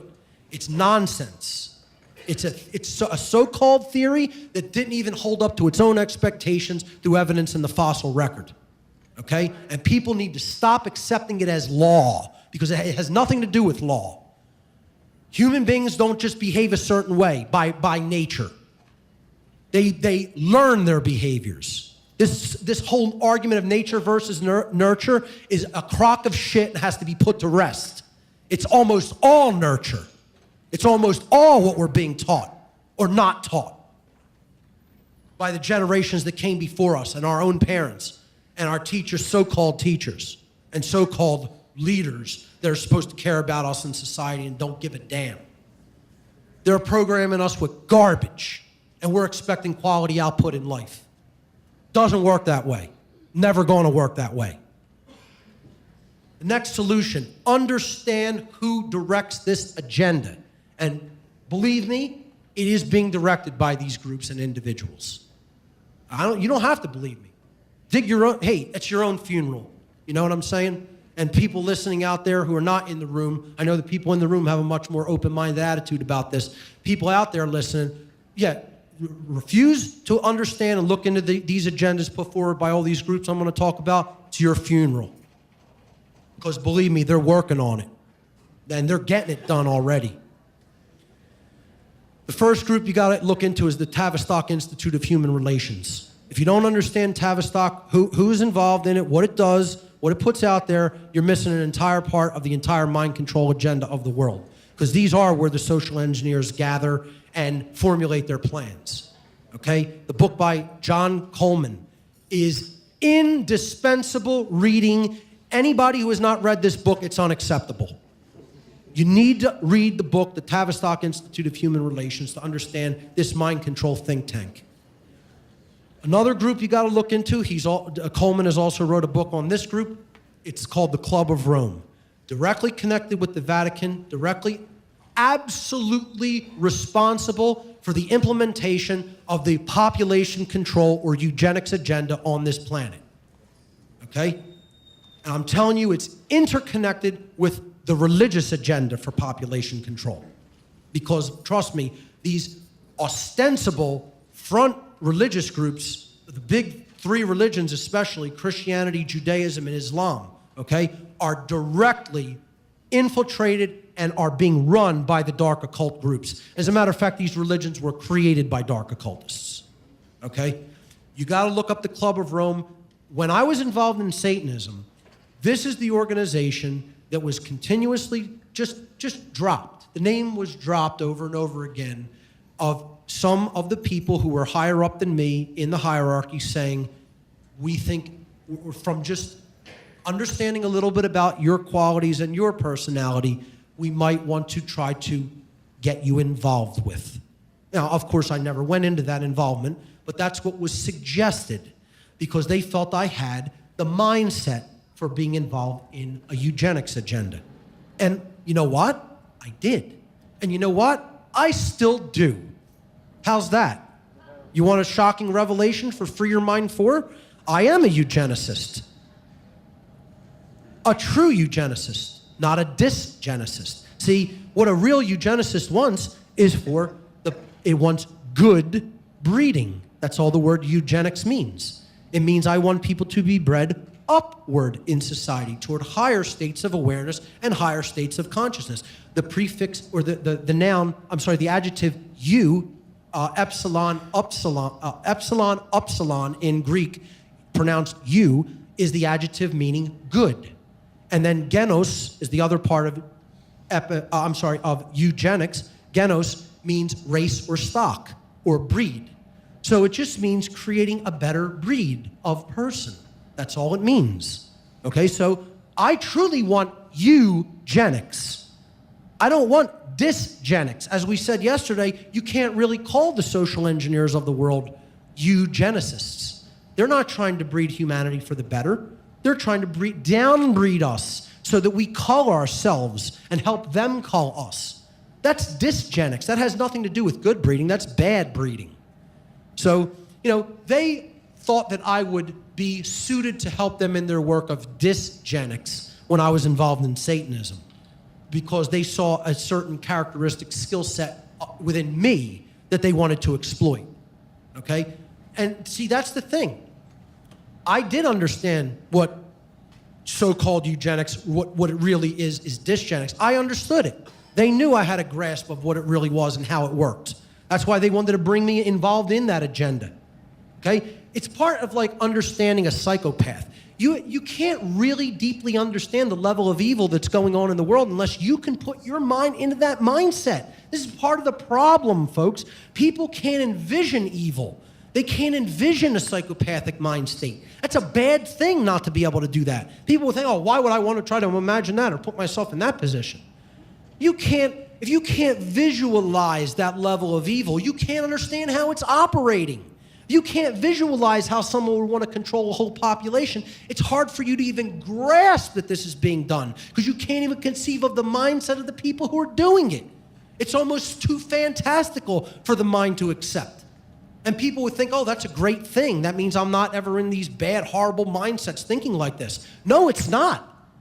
It's not a good thing. It's a very bad thing that people can't think like that. You have to have the ability to shift your mind into that almost psychopathic mindset. It's something I call having the psychopath.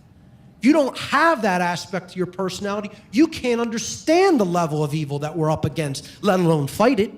Not possible without having that dark and shadow side to yourself. Not possible. Other groups, intelligence agencies, abound in this agenda, particularly the United States Central Intelligence.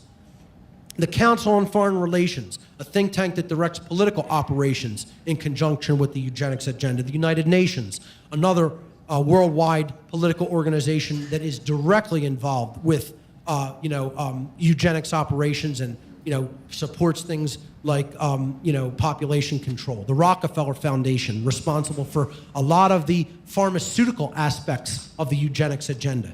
The Bilderberg Group, again, setting international policy amongst many different countries regarding this agenda, this very small cabal of international financial leaders, political leaders, leaders in science, everything. The Fabian Socialists, what that shield represents, their logo is a wolf in sheep's clothing. Fabian socialism is also known as incremental socialism. It is the form of politics that we have operating here in the United States right now, Fabian socialism. It means that you're going to march through the institutions to get done what you want to get done politically. You're not going to try to conquer a nation militarily and wage a military revolution. You're going to do it through a cultural revolution, as we will talk about. That means you're doing the totalitarian tiptoe toward full communism. And that's what the Fabian Society is actively involved in progressing through cultural Marxist promulgation in the United States. Oh, and again, as we're going to see, this is a direct communist plan. This is a communist agenda, folks, to weaken the entire fabric, the main essence that strengthens the fabric of a culture, which is the familial bond between man and woman. That is one of the main overarching methods of attack that communists have used in every country they've ever taken over.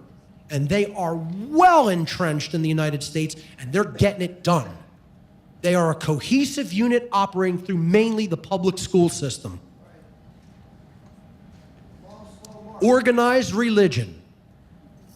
Every so-called cultural religion out there, ultimately behind the scenes, is actively involved in the dysgenics agenda and the population control agenda.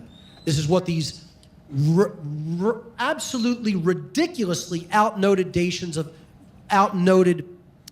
ideas about human sexuality are all about, okay? They're putting out these ancient views of human sexuality that are all about repression of the natural sexual dynamic and energy between men and women. And that's a deliberate part of the agenda. So you think that all these religions are separate. They're not. They're all working behind the scenes on the same accord. Okay, it's like just like politics. You know, except we think we have a three-party system here instead of a two-party system. All right? It's all the same people behind the scenes. It's directed by the Dark Occult agenda, the eugenics agenda, and these are just fronts for those groups. You have to understand that. So many people are attached to their religion, and they think their religion is right and all the other religions are wrong. They're all invented to divide humanity. They're all invented to give people a rigid belief system so that they don't understand what's really being done. They all have a seed of truth within them where most people wouldn't buy into them. So at the core, yeah, there's a seed of truth. But you know, all the other trappings and laws and rituals and all that other stuff is just there to throw you off the path of truth. You know, and get you into put you into a box and say you shouldn't consider anything outside of this box. Here's the real religionists that lie behind the so-called cultural religions. It's all invented by the same people, folks, and it has been run by these people for tens of thousands of years. Okay? This is the main bulk of my work and what I talk about, the Dark Occult. The priest class that's really running the show. You don't know any of their names, and neither do I. Okay? It doesn't matter what their names are. You know, they come and go. They jump in and out. You know, one leaves this plane, another one comes right in to take its place. That's how it works. And let me tell you something, it ain't all men, it ain't all white people, it ain't all Jews, it ain't all Freemasons. It's an eclectic, worldwide variety of human beings in every walk of life, and I'm telling you, there's probably some sitting in the room. Just a real quick anecdote. I amazingly synchronistically in my life passed on the streets of Philadelphia 2 Satanists in the last couple of months that I worked within the satanic institutions when I was actively involved. I passed by 2 Satanists on the street within the last couple of months. They didn't see me as I passed them because I was in a car both times. And I'm telling you, if I passed by 2 people that I personally recognized from my involvement, I am guaranteeing you they are all around us. My attitude is starting to be readjusted about the numbers of these people. The numbers are bigger than I think I had previously imagined. Because if that kind of frequency can happen, I guarantee you there's so many you have absolutely no idea. So this is something, this religion is ancient. You have to understand, these people have been breeding on the earth for a long time. And they've been performing these eugenics operations for a long time. I'm not trying to make them sound all-powerful and that we can't stop them, but I'm just trying to help you to understand. You have to really understand who's running this show. We don't live in a matriarchy. We don't live in a patriarchy. All myths. Neither one of those things exists or has existed. Contrary to neo-feminist propaganda, we do not live in a patriarchy, nor do we live in a matriarchy just because women have been conditioned to condition men and to influence them to obey the control system. That doesn't mean we live in a matriarchy, okay? We do, however, live in what I refer to as an occultocracy, a society that is ruled covertly by a hidden priest class of dark occultists who use their advanced knowledge of the human psyche to mind control the overwhelming majority of the ignorant human population. The occultocracy comprise a small subset of humanity who believe that they are super worthy and that they are on their way to becoming gods on earth. Out of control, ego and selfishness is the essence of their satanic religion. They have inculcated us with their own ego-driven belief system, which has replaced our traditional moral values and has become pervasively entrenched in our culture. That's the problem, folks. The problem isn't that there's a subset of Satanists running the world. The problem is they've given the bulk of humanity their psychopathic mindset. That's the problem. And until we break the bonds of that psychopathic mindset, don't expect freedom. Don't expect positive change. Don't expect anything but more death. That's what this cult is about, and that's what they're going to give us till we wise up. You have no choice. You have owners. Probably the greatest politically oriented comedian ever, George Carlin. Neo-feminism is, at its core, a communist and satanic agenda. First, and not necessarily foremost, but first I'm going to talk about how it's a communist agenda. Socialists and outright communists have long ago taken over the school system in America, the public school system and the university school system. Communism infiltrates the educational system throughout our country and has slowly, over the last few generations, culturally taken over the minds of the young. I'm telling you, the younger generations of this species are the absolute most mentally enslaved generations that have ever been born. It's sad. It's a sad, sad, sad thing. And it's a testament. It's a testimony to how well this enslavement agenda is proceeding and working through the school system. If anybody within the sound of my voice, get your children out of public schools and homeschool them. Their minds are being destroyed in the public school system. They are being blatantly programmed to accept communism. All 10 planks of the Communist Manifesto are in place in America. Not 1, not 3, not 5, not 7, all 10. Do the research and understand what the actual tenets of communism are, and you'll see all of them are in place. This makes this nation a de facto communist regime. And sadly, most people in America cannot even define what communism is. They don't even understand it's the takeover of the means of production by the state. They don't understand it's a system of enslavement. They think it's a worker's paradise. Absolute bullshit propaganda put out by dark occultists. That's all. They want people to think it's an absolute paradise to be a working slave for the party members at the top who are an occultocracy.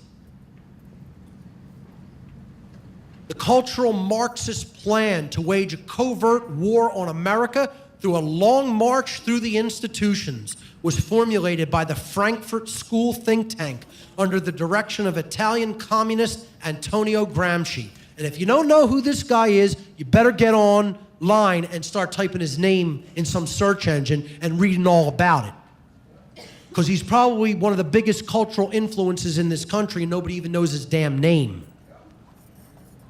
Realizing America could not be conquered easily from without, Gramsci's plan was to weaken it over time by infiltrating its institutions and creating socially divisive issues and strategies. This would produce the long-term effect of dividing the genders and destroying the familial dynamic, the familial bonds between man and woman in society. You have to weaken those bonds to weaken the society at a core level. This would pave the way for the takeover by the party. And it ain't gonna look like that party there. It's more gonna look like political gulags and concentration camps and starvation of mass numbers of people, like it always does in this failed bullshit system that people still think is so idealistic and desirable. If you think that way, you got your head up your ass. Here's some quotes from communists. V.I. Lenin said, "Give me 4 years to teach the children, and the seed I have sown will never be uprooted." Yeah, that's called the university system. Nikita Khrushchev, who told America that communists would silently bury us and that our children would wake up and the country would all be communist already. And you know what? He wasn't lying, he was telling the truth, this sick, depraved occultist. They're getting it done. Because we're not on the same page yet. We're still not on the same page. It's almost mid-2016. Humanity still ain't on the same page about what's going on. Their head's still in their television and their mouths are still full of GMO food. Your children's children will live under communism.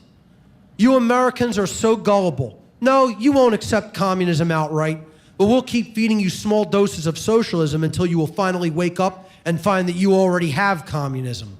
We won't have to fight you. We'll so weaken your economy until you fall like overripe fruit into our hands. Yeah, that's not happening. Don't worry about it. America, Joseph Stalin, America is like a healthy body and its resistance is threefold. It's patriotism, it's morality, and it's spiritual life. And I would suggest he's talking about the real patriotism, not the absolute nonsense kind of thinking that your country can never do any wrong. He's talking about patriots like me. That's the kind of patriots he's talking about. And you know what? He's absolutely right about that first part of the statement. That is America's immune system. And it's slowly growing. If we can undermine these three areas of true patriotism, morality, and spiritual life, America will collapse from within. Don't worry about it. It's not part of the plan. It's not happening. When we get ready to take the United States, we will not take it under the level of communism. We will not take it under the label of socialism. These labels are unpleasant to the American people and have been speared too much. We will take the United States under the labels we have made very lovable. We will take it under liberalism, progressivism, under democracy, but take it we will. Alexander Trachtenberg at the National Convention of Communist Parties 1944. They've been busy. But, you know, don't worry about it because there's no communist plan to take over America. It's not happening. Neo-feminism is at its core a satanic agenda, which we've already somewhat talked about. But I want to even offer total proof of this. And they're very blatant. Believe me, one thing I'll tell you about Satanists when they talk amongst themselves or to people who they're, you know, directly outreaching to openly, they're very candid about what they are doing. They are so 100%, this is maybe their only possible chink in their armor, is that they have such overabundance of confidence, they may underestimate humanity's fighting spirit. Okay, that's a hope that I have, okay?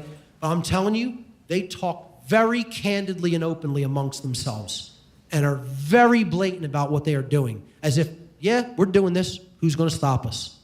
Not a damn person. That is how they talk, okay? And you'll see what I'm talking about here in this quote I'm about to read. Eugenics is one of the four main tenets of the satanic ideology, along with selfishness, moral relativism, and social Darwinism. One of this religion's significant books, The Satanic Witch, is a manual on how to manipulate men to bring them to the selfish bidding of a crafty woman. It reads like a diary of the modern neo-feminist female. Quote from Zena LaVey, Anton LaVey, who wrote the book The Satanic Witch, which is a field manual for how women can completely manipulate and dominate men to bring them to their bidding, to do whatever they want, or to give them whatever resources that they want for their own selfish purposes. Zena was Anton LaVey's daughter at the time. She wrote the introduction to the book, The Satanic Witch. I believe it's first and second printings. And here's her quote on page 2 of The Satanic Witch.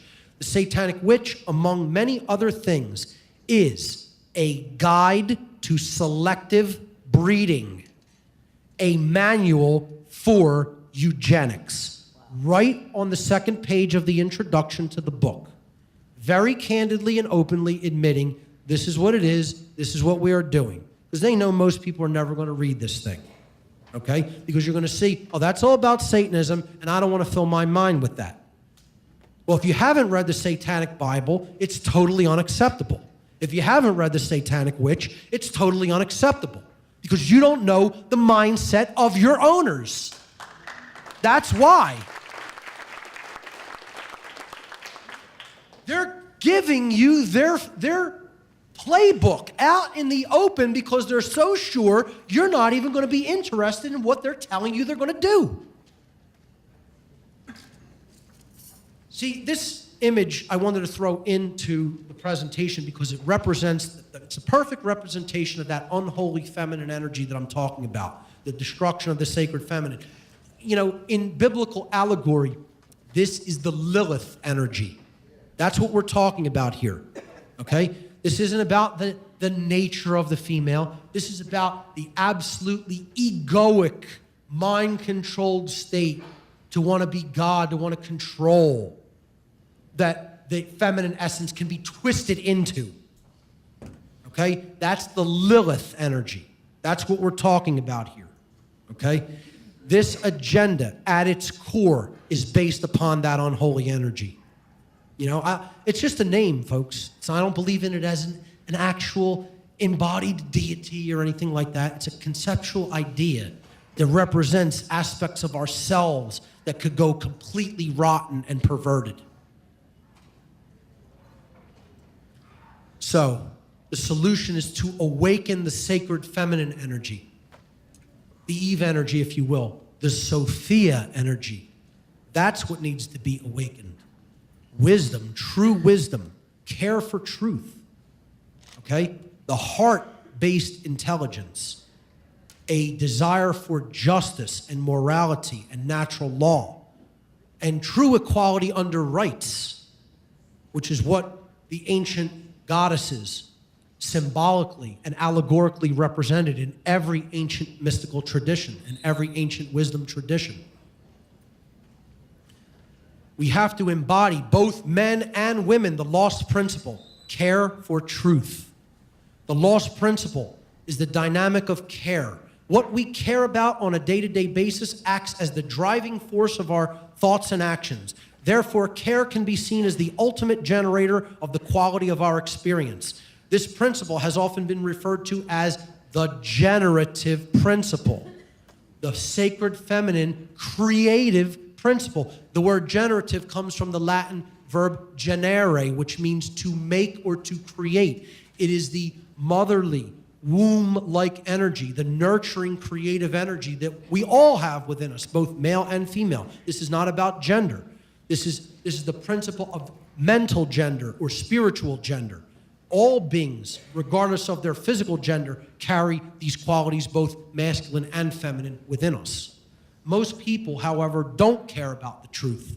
They only care about what works in their favor, no matter how unfair and inhumane those conditions happen to be, or what the result of their getting happens to come from inhumane and unfair conditions. And you know what that ideology is called, ladies and gentlemen? Thank you. Repeat it after me. Satanism. That's what that ideology is called. Okay? That's what Satanism really is. It's not worshiping some devil entity. It's saying, I'm God. I'm the only one who matters. I don't give a damn about what's happening to my fellow human being. And as long as it's working out in my favor and to my comfort, screw everybody else.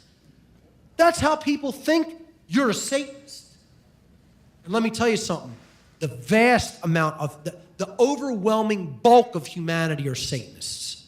They're not Satanists who are in the know, in the dark occult, who are actively directing this agenda, but they are Satanists nonetheless. They're de facto Satanists in their mind, in their emotions, and in their behavior.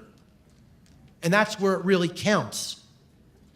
And that conditioning leading to that, the living of that type of a lifestyle is what's keeping the world a prison. And until that mindset goes, we free ourselves of that satanic mindset, expect to live in a prison. Hell, exactly. That's correct. What we care enough to put our will behind is ultimately what will get created in our world, what we will manifest in our world. The world is the way that it is because most people do not care enough, even if they say they want change and they say they want things to be different, to change it through their actions. And people hate when I say this because they're like, well, what you're saying is more people really ultimately want it that way. Yeah, it doesn't matter what you say you want. It matters what you do ultimately. See, that's the whole thing. There's one choice or another. You accept it to stay the way it is, or you actually take action to change it. And if you're not actively involved in that process, again, you're part of the problem and you're helping things stay the way it is, whether you say you want it to change or not. That's what the principle of care is about. You have to care enough to get up and do something about it. And that means speaking to other people. That means it doesn't matter how uncomfortable or how uncomfortable the situation may get or how crazy you may be perceived by other people. Doesn't make a damn bit of difference. You got to speak it anyway. See, and part of that process, part of this healing process, because all of this is ultimately about the lack of true self-esteem. That's where all of this desire to control comes from. It comes from people who are ultimately inwardly self-loathing. So all fear, all this fear, that's where it's produced from. Okay, thank you. It's a self-loathing mentality. Somebody who truly loves themselves doesn't want to try to control other people, folks. It's real simple. You truly love yourself at a deep, fundamental, core spiritual level, you're not trying to control the behavior of anybody else. I'm not interested in being anybody's leader or master or ruler, you know?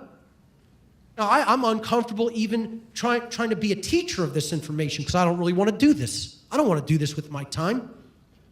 I'm going to continue to do it because I know I have the moral responsibility, knowing what I know, to continue to do it. This isn't how I want to spend my time. You know? I want to go ride my bike. I want to do martial arts. I want to make smoothies and juice.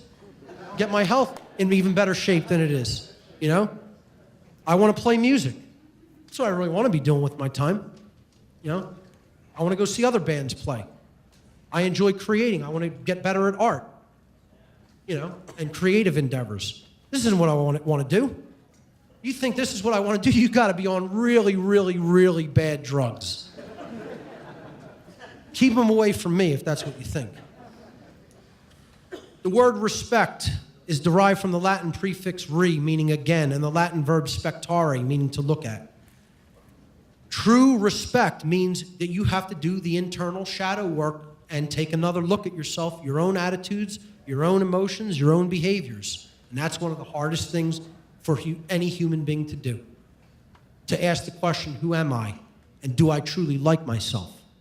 You know? You want to talk about the real hard work. That's harder. You got to do that first before you get involved in the great work. You know? That's the hardest work there is to do. That's the long, treacherous, dark night of the soul. You know, where I almost lost myself, the connection to my higher self, and went into such depressed states that I contemplated suicide and, you know, just wanted to just not be alive anymore. You know, that's where that dark process will happen. But once you go through it, I guarantee you do that shadow work, you'll emerge out the other side transformed.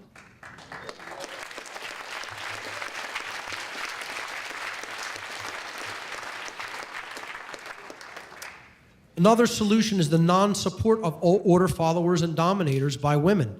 Women need to step into their empowering roles as influencers of human morality, which they very much could be again. One of the most significant ways they can do this is to draw a line in the sand by refusing to support in any way men who are employed as order followers.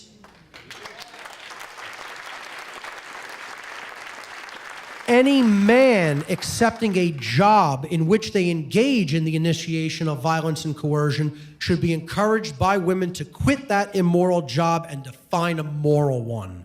This is called the concept in Eastern thought of right livelihood.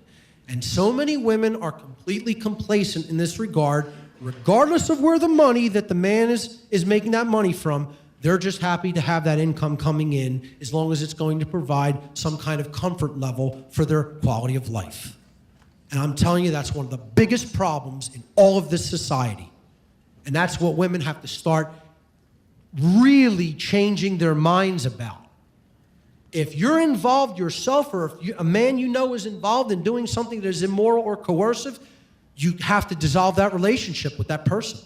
Or you have to tell them, if this isn't rectified and changed and you're not doing a moral profession and you're not involved in right livelihood, the relationship cannot continue. You can continue to do that, but not with my support. Now, how many people are willing and prepared to do that? You know, even if it means discomfort. No, nobody's telling you, I'm not up here telling you this is going to be an easy thing. Change is hard. You might have to suffer. You might have to go through hardship to do what's right. You know, it's not easy. It doesn't mean that it's impossibly complex. It's real simple. Stop doing things that are violent toward other people and stop supporting those things, even if it means you benefit from them.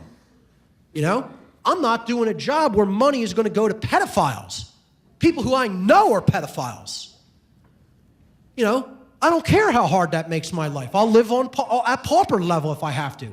I'm not taking a job that's going to withhold my income and send it to pedophiles. People I know who are raping small boys and girls. Not energy that I make. Sorry, you ain't getting that. Kill me if you want, but you're not taking it. All you'll get is a pound of my flesh, but you're not going to get any energy toward your sick, depraved ways. Until people are so doing that and so ready to think like that and act like that they're willing to die, don't expect it to change. That's what you have to do, is stop supporting the system. Stop paying into the system. Stop supporting anybody who supports the system. This works in reverse, too. Men need to have nothing to do with women who want anything to do with the state. Okay? Those relationships should be dissolved. All right? You have to walk away from people if they insist, I'm going to continue to support immoral ways and behaviors. That's a hard thing to want. I'm not interested in forming true, dynamic, interpersonal, intimate relationships with people who are non-anarchists. Not interested in it. You know? Because that person is not on an equal level when it comes to consciousness. So I'm what, going to support somebody that continues to support violence conducted against me and people I care about? No. I'm not going to tolerate that. You know? I understand if you've woken up and you've already been in a relationship, that could be a hard one. I'm talking about forging new relationships particularly. You know, or, you know, if a woman's married to a soldier or married to a cop. You know, these are people who are boots on the ground creators of the enslavement system. And women have to stop supporting them and walk away from those relationships, and men need to do the same when it comes to women who support the state.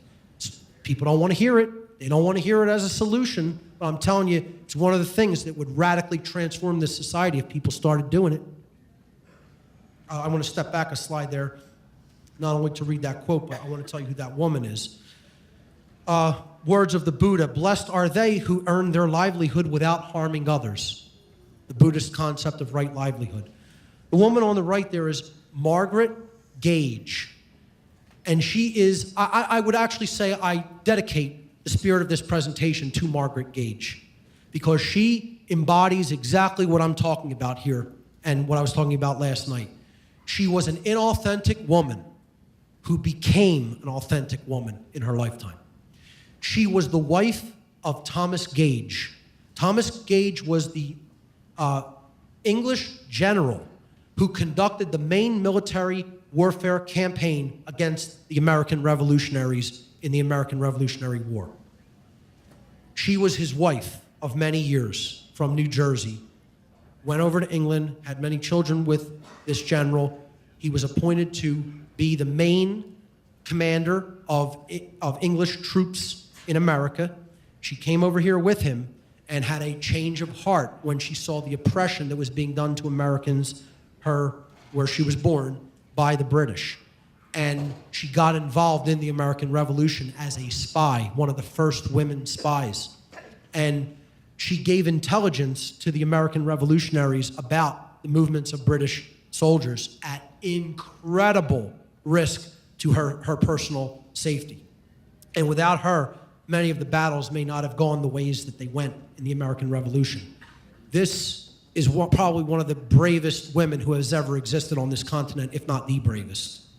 And that's an example for women, to go through the radical transformation from the inauthentic woman who's with the dominator to the authentic woman who is supporting the true freedom rebel. Okay? Thank you. Could not ask for a better example of a genuine woman than someone like Margaret Gage. We have to invoke and create the sacred union, the holy matrimony between the sacred masculine and the sacred feminine, the sacred feminine principle of non-aggression and the sacred masculine principle of self-defense, and also the marriage within us of the sacred masculine of the logical mind and the heart-based intelligence. So intellect plus care. That's what true holistic intelligence is all about. And these dynamics drive each other. Emotional thinking is a feminine trait. It gets you to care about what is right and true. You have to have that heart-based intelligence to really deeply care for truth. But logical and critical thinking is a masculine trait that gets you to figure out things and help to understand the solution regarding what is right and true. The awakened woman, and of course the awakened man, balances both of these modalities in consciousness. One cannot take precedence over the other. You have to balance them and bring them into full accord and unity with each other. That's the sacred union that we need to bring into balance within ourselves. Mastering yourself is true power. Sacred union is love under will, a thalamic concept. What does it mean? It means that if you're going to employ the sacred masculine principle of will, of right action in the world, underneath it must be care. Love has to hold the child, which is right action being birthed into the world. That's what the traditional religious images of Madonna and child have all been about in classical Christian iconography. It's allegorical. You know, if you understand real esoteric Christianity, you know, this is care supporting in her arms right action and birthing right action into the world. The sacred feminine gives birth to the sacred masculine.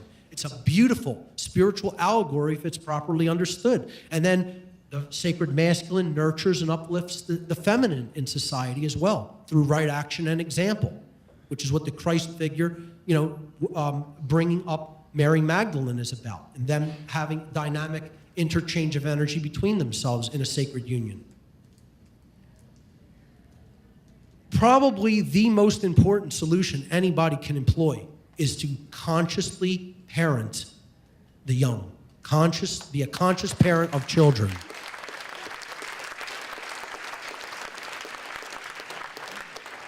Folks, do not sugarcoat the truth to your children. They will call you on your bullshit.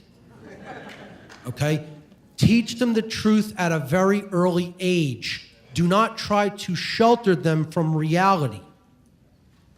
Speak plainly and simply to them. They can understand. Okay? They're more resilient than you think they are, too. They can take more than a person who's already been conditioned for half their lifetime can take. Be honest with them. Feed them good nutrition, healthy, nutritious meals. Make them active. Build them up strong. They got to be strong beings. This isn't about just, nurturing them emotionally. It's got to be physical too. The emotions, of course, have to be there. But we have to build strong people who are going to actively resist this immoral system. Not only mentally and psychologically and philosophically, but physically if necessary. Incredible meme here. I will not sentence my children to a future without liberty. That needs to be every parent's primary concern. I've talked to actual parents and said they're taking freedom away not only from us, but the future generations. And I've heard back, all I can worry about is putting food on my table. I'm like, you don't love your children. I'll say that right to a parent's face, and then they'll get all over my ass for saying that to them and saying I have no room to talk because I don't have a child.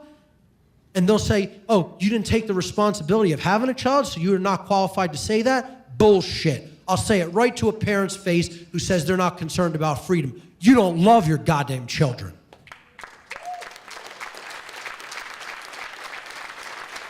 I love them more than you. Just because you put a child out of your loins doesn't necessarily mean that you know everything that's going on in the world and what's best, what? Because I can't speak to that because I didn't have a child? Nonsense. So, that we have to get on parents' cases like this because they're failing. They're not doing their job. They're not nurturing or raising their children. And it's because of this diminished familial bond between men and women. It's largely what's driving that bad parenting dynamic. So I highly, highly recommend the works of Lennon Honor on conscious parenting because he's done a lot of great work on that. And many others. Awakening the sacred masculine is as important as awakening the sacred feminine. And I'm talking about awakening this dynamic across the board in both genders, particularly in women. More women have to get behind the notion of legitimate rebellion. There are such things as legitimate physical rebellions, and they're not putting the line on there for no reason. It's an understanding of courage and sacrifice and what may have to be done, even though it's incredibly uncomfortable and distasteful. If your woman isn't a revolutionary, she will persuade you to be a slave and to accept those conditions of slavery willingly. That's why we need more women rebels.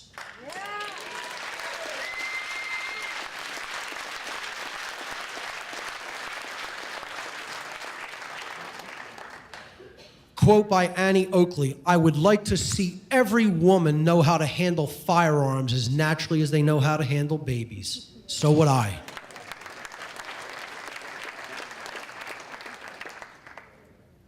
Resistance is victory.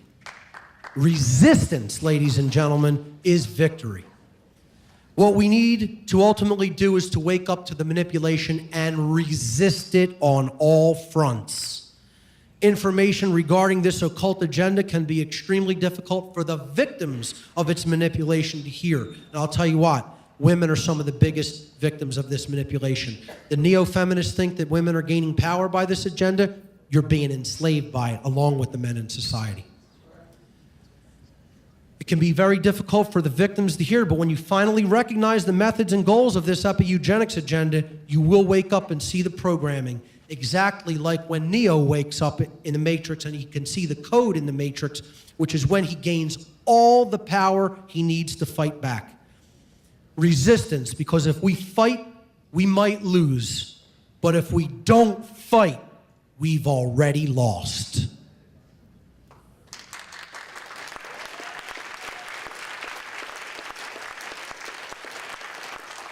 Folks, we're at war. It doesn't matter if you don't like the term fighting and resistance. You're at war. War is being waged on you now, already. It's not coming. It has been ongoingly waged upon you and your children. That's what has to be consciously recognized, and it's time to fight back. When the conscience is denied its freedom, when the workings of society hamper the artist, the musician, the poet, the philosopher, in short, the thinker, it is time for the instinct of rebellion to declare a state of war. That's where we're at. And make no mistake about that, ladies and gentlemen, that is not just, we're not talking about just the gender war. This is the worldwide spiritual war that is ongoing on this planet. And if we're going to win it, and yes, there is such a thing as winning it. Somebody asked me this question last night. Is there such a thing as winning and losing? Absolutely there is. Yes. You know, you don't like polarity? Tough. It's legitimate and real. Losing this war is being enslaved and making this planet a living hell, which is already rapidly on its way to being, if not already there. And winning it is being free, having and expressing your natural human rights as a being, and going on to higher states of consciousness and building things that we could scarcely even imagine that we can do, and realizing the true human potential. That's winning. And if that's a choice, the choice between what's going to happen in this war is for us to make. That's the good news about all of this. We change our minds and we change our consciousness, we change our behavior, we can choose for that better result to happen and actually, quote unquote, win. Simultaneously, we choose to stay where we're at in this low state of consciousness and not do the great work. You know, we're going to lose big time and we're going to end up in hell. See, it's all about the lost word, saying no, resistance. This is spiritual immunity to the whole satanic mindset. Neo gained his power when he said no, finally. And that's when he woke up consciously in the Matrix and can see all the code and see what it was really made of. He could see the truth as it really is when he spoke the word no. This is one of my favorite quotes on earth. It was from the comic book Captain America. I'll give a brief anecdote. I know I'm going way over time, but it's worth it. I was in a local pub, and I was wearing the hoodie that I wore right after I finished my speech last night when I went out for a bit after the conference concluded last night. It is a black hoodie with the Gadsden snake on it. And I was sitting outside of this venue, this music venue, and a guy came up to me outside and started trouble with me just because he didn't like the original American iconography of the rebellion and freedom of this country. One American going up to another American and starting a problem when I was sitting there not speaking to any living soul, minding my own business. Okay? What's your snake about? I said, it's the Gadsden flag snake. Don't tread on me. It's one of the first, it was actually the first flag of America. They flew it at the Battle of Bunker Hill. It was created by Christopher Gadsden of South Carolina, one of the militiamen who helped unite the militias in the American Revolution. Oh yeah? I see that with these militia types today, and you guys think you're going to fight against the police and the military? And I was like, well, since you asked, if it has to come to that, I said, I guess that's up to you. Are you in the police and military? I guess that would be up to you guys if you are, you know? And he looked at, I had some other, I guess, he thought I was in the military. He goes, what branch did you serve in? I'm like, I'm in the People's Militia. I didn't serve in any branch of the military, okay? You know, I'm for just freedom. That's it. And he goes, oh, what are you, one of these anarchists? And I said, actually, I am an anarchist. You know, I don't believe in the authority of the state.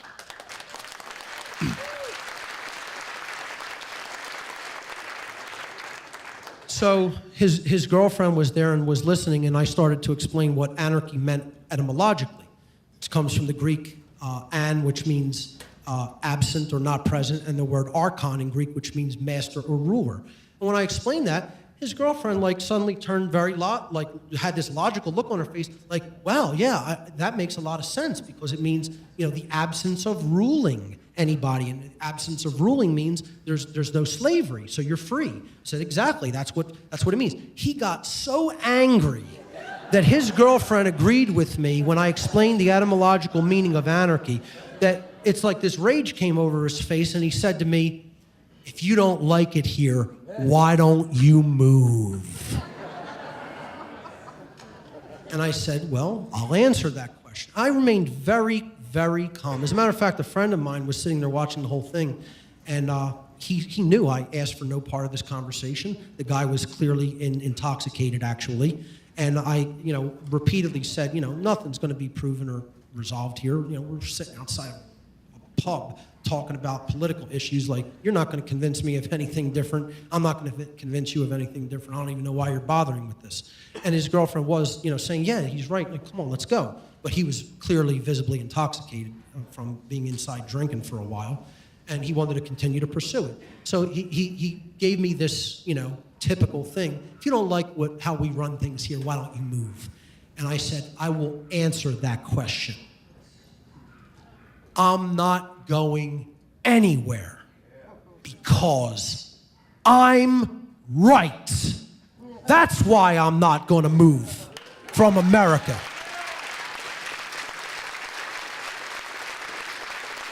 Because I'm standing in truth and righteousness. I am in the right when it comes to moral reality. That's the reason I'm not going anywhere. I know the difference between right and wrong. I don't aggress against other people's rights, and no one should aggress against mine. And I'm living in those principles, and because I'm right about those things, don't expect me to leave. If anything, you should leave.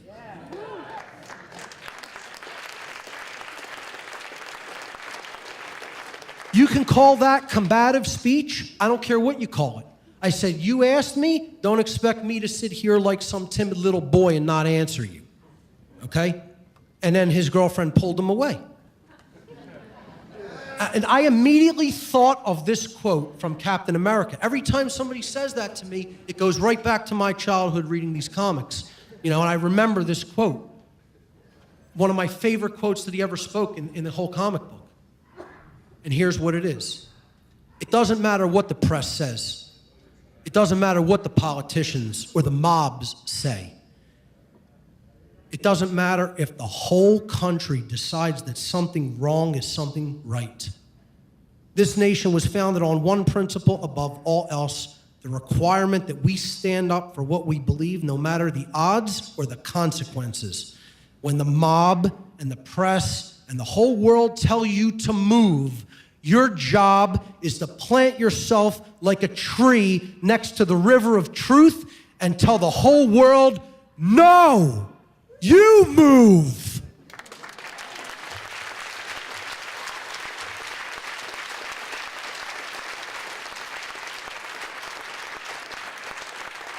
And that is the energy of the lost word, which people have to fall in love with and understand at a deep, deep core soul level. The word no is the most powerful word in the universe.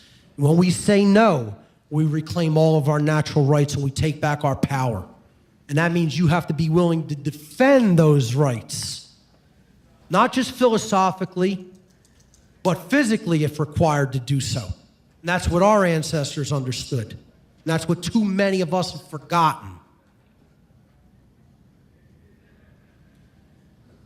Particularly women have to develop the courage to let go. Attachment is a big spiritual stumbling block when it comes to how the true sacred feminine in all of us is manipulated.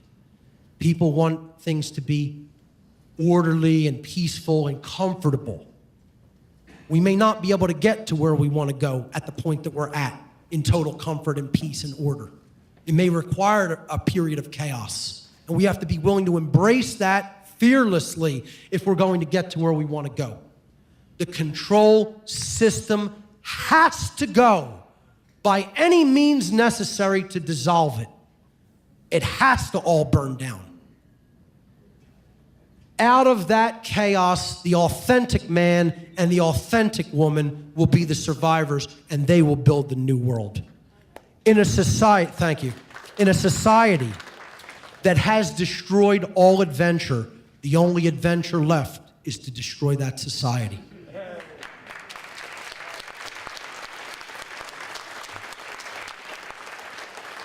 A few people whose information you should look into, and once again, I offer the caveat, just because I list these people to look into their information does not mean I agree with everything that they stand for politically, ideologically, socially, or anything. I just think they have some good information on the topics they talk about. Jim Keith, one of the greatest researchers that I've come across, he wrote the book Mass Control, Engineering Human Consciousness. If anybody hasn't read this book, it's unacceptable. It is a must-read to understand social engineering. John Coleman, who wrote the book The Tavistock Institute of Human Relations, and many others. Absolutely brilliant historical researcher. Camille Paglia, who wrote Sexual Personae. Absolutely brilliant discourse on Neo-Feminism. Stefan Molyneux, whether you like him, hate him, okay, or feel ambivalently about him, has put a lot of good work into the exposing of the Neo-Feminism agenda. Christopher Hitchens, again, politically leftist, but had so many great things to say about political correctness and how it's a form of censorship and the importance of maintaining free speech at all times. I think people would find value in looking up his work. Gary Allen, the author of None Dare Call It Conspiracy, a book that is out of print, but I'm telling you, you can go online and get it, probably for still pretty cheap prices. If the people in this room, I need to know, by a show of hands, how many people have read in its entirety, None Dare Call It Conspiracy? Absolutely horrific. I'm horrified. No, I'm serious. I'm not even joking. It's not funny. That's horrifying. People need to read that book. It's that important about what's going on in America right now. This man seems like a prophet in this book for what he told people was coming. And it's all happening because he knew the people who were actively running this agenda, just like I know some of them that were actively running this agenda. I'm telling you, that book is a must-read. Get it and read it through in its entirety. Janice Fiamengo and Christina Hoff Summers, also two pretty good analysts when it comes to breaking down some of the ideologies that are contained in Neo-Feminism, and very much worth checking out their work. Ultimately, the solution is to do the true great work, which sadly people don't want to accept, is to help drag people kicking and screaming to the truth. Whether you accept that, want to accept it or not, it doesn't matter, until we get involved in doing the great work of helping to be the transformers of other people by encouraging them to look at the truth. Don't expect things to change. The true great work is to help people to abandon the false and dogmatic beliefs which have been holding back the progress of consciousness and impeding the reception of truth and natural law. The true great work is the arduous task of influencing others to realize that in supporting and condoning the legitimacy of authority, that they have actually been supporting and condoning the legitimacy of slavery, and that they were immoral for having done so. That is the ultimate true great work that we need to do. Smaller parts of it include exposing the sub-agendas like the gender war and the Neo-Feminism agenda and the eugenics agenda. It's all part of the true great work to bring that work to others. I call this the law of one in zombie land. That's what the true great work really is. You know, and there's good old Rick from The Walking Dead, you know, looking at the zombies and saying, "You're telling me that we're all one?" Yeah, that's right. We are, unfortunately, attached to those who are unconscious and unaware. As unpopular as it is to hear for many people, we live in a shared reality, and we will all share the same social fate. Maybe not the same fate at a soul level, but the same social fate, because the same shared manifestation is going to happen for all, whether they're conscious or unconscious. If we want to change the world for the better without experiencing large-scale societal chaos and disaster, our one great work lies in waking the walking dead. Make no mistake about it. The zombies do have to be awoken. Too many people think that this does not need to occur. I'm telling you, we are connected with those. We are not separate from them. We are not separate from the unconscious. You can call them the sheep all you want, the dead, the unbegun, the uninitiated, the profane, the unwashed masses. It doesn't matter what you call them. You better get to work on waking them up, because they're making decisions about what happens with your life. They affect your freedom. Their ignorance affects all of our freedom. That's what the true great work is to make the darkness conscious. And people ain't interested in that work. You know, they're interested in maintaining their comfort level, not rocking the boat, and not getting in arguments with people, and not being hated by your family members and so-called friends. Maybe that's what needs to happen. Maybe tension and division is what needs to happen when it comes to moral issues. This is what the words of Christ mean in the New Testament when he says, "I came not to bring peace to the earth, but a sword, the sword of truth."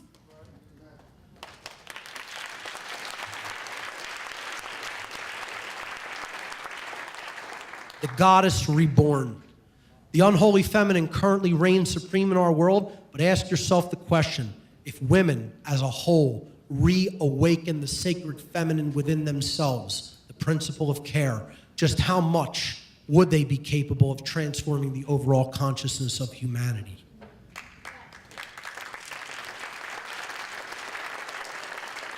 And I would suggest the answer is radically. Totally, revolutionarily. That's how much. Women are the traditional nurturers and caregivers of our entire society. If anything, they hold the fate of humanity in their hands. You are more powerful than you know, and they fear the day you discover it. We have to break out of that shell and let the inner lion loose. Lose all the fear. Lose all the trepidation. What are we waiting for? We're the ones we've been waiting for. We're the answer. We need to put the truth out there for ourselves and others. That takes courage to do. We have to step into that lion energy. When sleeping women wake, mountains move.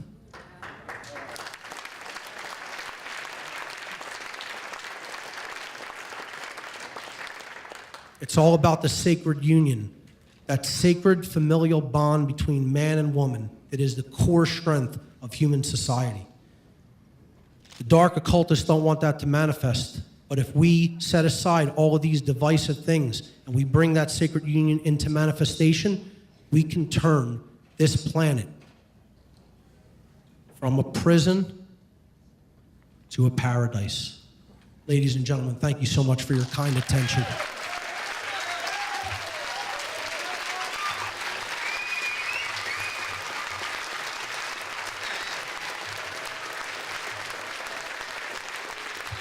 Mark Passio.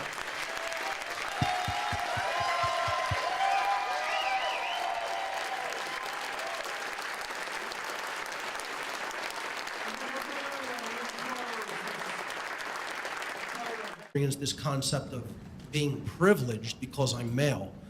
You know, looking at these couple of photos here, you know, women making this assumption are obviously really not too much keeping in reality, in line with reality as far as I'm concerned.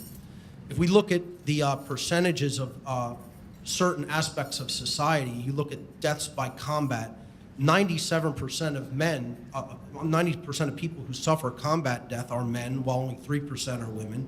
Industrial deaths and accidents are suffered by, that comprise 93% male deaths and only 7% female deaths.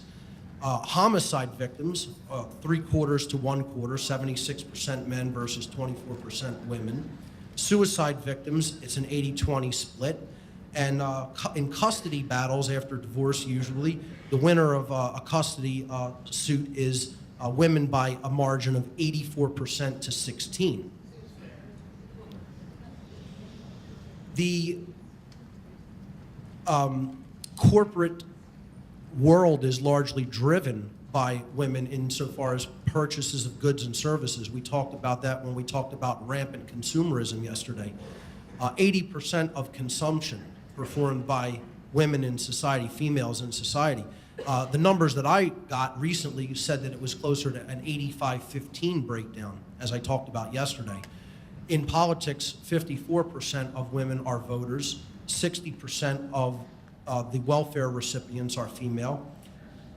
Infrastructural workers, meaning people who actually build all of the infrastructure and technology that we use on a daily basis, are 80% of those are male. 90% of inventors and innovators are male, and 65% of the tax-paying population, which I think should go down to 0, of course, but 65% currently feeding into that system are male. So, you know, it's difficult to see by a lot of these ratios and a lot of these statistics how there could possibly be an actual real thing known as male privilege in society. I personally don't see it as anything that is real. I see it as an invented concept to further try to drive a wedge between men and women in our culture. Women and order followers. This is another huge dynamic that has to be understood when it comes to the Neo-Feminism agenda and the conditioned state of many inauthentic females. Most order followers are men. This is what I talked about last year at the conference, okay? Order followers and the destruction of the sacred feminine within themselves. Order-following men are the creators, the boots-on-the-ground creators of what I call the Dark New World Order, the system of human enslavement, because they're the ones who are actually doing the coercive action and the immoral, violent behavior against other human beings. But women consistently support dominators and order followers throughout their entire careers and lives. How many women support what these dominators and order followers do? I mean, they have mothers who support them and say that they're proud of their jobs and professions. They have sisters, they have wives, they have daughters. And these women in their lives continuously support androgenization of society. Androgenization slowly homogenizes and gradually erodes the distinctiveness of both genders, of both male and female. When genders and gender roles become skewed and blended, strong men and strong women sharing cohesive familial bonds become an endangered species. As a result of that breakdown of the familial dynamic between men and women, society becomes weakened at a very fundamental level. And why is that? You know, and again, this is not an attack on any alternative sexualities out there, okay? I want to make that very clear. This is explaining that the vast majority of human sexual interaction is between men and women, and when you androgynize that, or you gradually erode the distinctiveness between the genders, and you're breaking down that familial bond that they can create together, you're weakening a society, because you are ultimately going to create not only a divide between man and woman, but a divide between parents and children as a result of that breakdown, of that familial breakdown. So then that translates down to the next generation, especially when it comes to good parenting in many cases. Hand in hand with androgenization is again, the feminization of the male gender, okay? So we see the metrosexual in society, and we see what is now known as the lumbersexual. Let me explain the lumbersexual to people, okay? The lumbersexual is the type of man who really doesn't have inherent masculine traits, but wants to portray them anyway, wants to fake them or feign them. So he'll dress up like a, quote, real man might look, or a masculine man might look, a genuine man. And, you know, this is a trend going around in hipster culture right now for people who are familiar with it. The lumber sexuals are all over my neighborhood in South Philadelphia, everywhere. This meme says, "I'm so glad I don't have to actually hunt. I have no fucking clue where gluten-free tacos live." You know, so. Yeah, I mean, it's comical, it's you know, funny, but it's true. It's like, you know, we're seeing this proxy of trying to be a man, not the real thing, you know. And again, I'm not saying everybody has to be Mr. Macho. Don't twist my words or take it to an extreme that I'm not saying. Saying, you know, there is such a thing as genuine masculinity.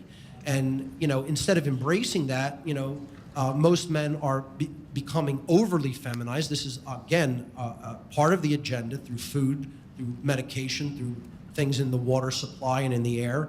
You know, it's basically depleting testosterone levels in men, as I talked about yesterday, and creating this effeminized male who then is trying to overcompensate by looking masculine, even though he doesn't actually have those characteristics within him. And, you know, women are being conditioned to be attracted to that type of emasculated male as well. Some of the other side effects of things that neo-feminism propagates is the types of negative repercussions that we're seeing in things like social media, you know, Facebook, Twitter, YouTube, Pinterest, etc. Social media is furthering the agenda to create division between men and women. And I mean, you could see these types of arguments and thread and flame wars all over social media. Many conditioned women are now employing social media as a mechanism for what I call collecting men. Okay, they're basically creating like shopping lists of men to find out what they can do for them and how much attention that they can garner from them. They often will, this inauthentic form of woman will actually view men as a commodity on a grocery item checklist and view the social media outlet that she's using to do this and to get these things done for her as like a shopping venue, like going into a store. Social media websites have further been employed to destroy real social interaction. This is the main thing that they're being used to do in this agenda. You know, you're not having people meet in person anymore. They're just talking online. And, you know, they're not actually developing real social interactive skills. You know, they're just interacting virtually. And it's done to destroy real social interaction between people, especially men and women. And also this, the secondary effect that this has is it emboldens rudeness between people. Because the way people talk to each other online, they would never talk to each other like that in person, you know? They would definitely think twice about it, you know, doing that, you know, physically right in front of another person. There's little incentive, very little incentive to be nice to somebody when you can get away with saying anything in the virtual online world.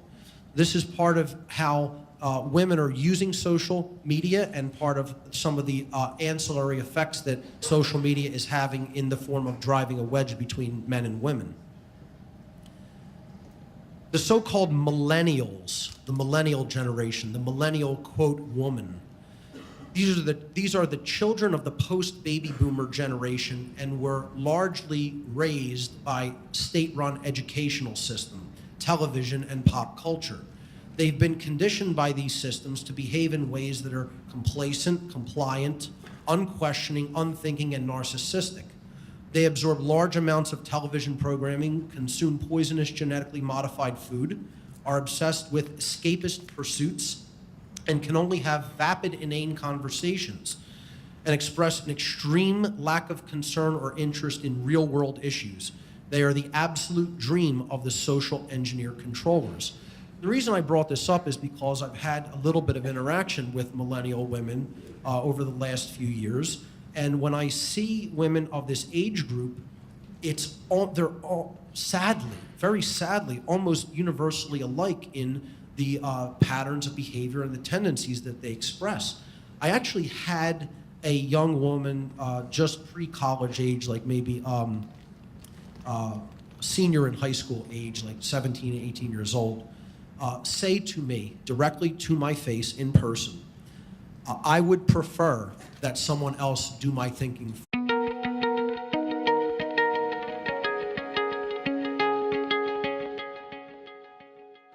Everyone, we've all been waiting for Mark Passio. Okay. I am going to tell you that last night I realized that my inauthentic woman has been at battle with my authentic woman. And it was really helpful because I could give myself credit for the authentic part and I could kind of recognize the inauthentic part for the first time. So now I can have a little more peace between those two parts of myself because one of them might have been inherited from my society. And fuck that shit. So, we have this brilliant man here. My husband Bob and I, we went back to the hotel room and Bob said, that guy is a genius. It's true. We really, all of us have so much appreciation for you, Mark, and what you have done and the ability for you to communicate that to us in a coherent manner. So without further ado, Mr. Mark, wonderful, beautiful Passio.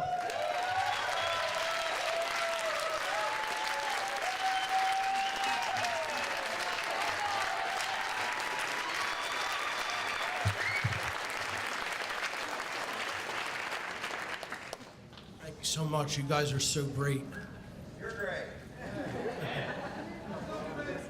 So let's get into part 2 of the Unholy Feminine, Neo-Feminism and the Satanic Epi Eugenics Agenda. Yesterday I went through many of the methodologies that the Neo-Feminism agenda uses against women and men to divide the genders against each other and incite the gender war to weaken the entire population. I called these methods the war against the goddess because they are a direct attack on the authentic sacred feminine that both women and men really carry within themselves. So this part is called the war against the goddess continued. After this, I'll be going through solutions that I consider we can employ to heal the divide between the genders. One of the next methods of manipulation I want to talk about is the concept of male privilege, this myth that is propagated by the neo-feminist ideology. So-called male privilege is the neo-feminist idea that men are somehow given distinct social advantages over women based primarily upon their gender, just because they are men. Now, I don't know how many people in the audience or out there watching on the internet actually believe this, but I'll tell you one thing, nobody ever gave me anything just because I'm a man. As a matter of fact, I've really kind of noticed the exact opposite, quite in fact, that sometimes open hostility can be shown because you're a masculine man in many instances, and things can be withheld. I certainly never experienced it. Now, how many of their wives, mothers, sisters, or daughters would continue to sanction the behaviors of order-following men if they were to wake up to the agenda that they're being used for and what they're actually being used to create, the type of slavery system that they're being employed to create? You know, how many women would actually say, no, I will not take part in what you're doing by supporting you in any way or even having a relationship with you in any way? You know, some of the memes here show what the problems are. You know, supporting the troops, not always logical. You know, it's difficult to get a man to understand something when his salary depends on his not understanding it. What a great quote. And I would say it's difficult to get a woman to stop supporting a man who's doing an immoral behavior when his salary is contributing to benefit in her life and comfort in her life.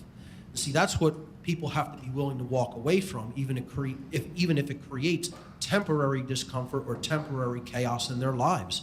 And that takes courage to do. Women's support, and again, I want to qualify, we're talking about the inauthentic woman throughout the ages, the mind-controlled woman, the socially engineered woman. The inauthentic woman has traditionally sided with conquerors, dominators, and tyrants, both during and after wars throughout history. Flocking to the side of the victor or whoever is currently in control of the resources has been a historical pattern for conditioned women for thousands of years. We see this pattern over and over and over again. Women have been conditioned to simply go with the winner, with whoever is happening to control resources at any given time, in any given geographic region. I mean, after World War II in Germany, when the troops of the Allies came in and displaced the Nazis, women who were, there are countless reports that women who were with the Nazis one day were then, sleeping with Allied soldiers the next day, as if nothing had ever happened, and it was just a replacement of the physical male body that they happened to be around, because they were now in control of the region and in control of the resources of the region. And of course, a lot of atrocities happen in warfare times, and there's accounts that starvation was occurring. And they starved out a lot of the troops, the Nazi troops, after the war, after their surrender.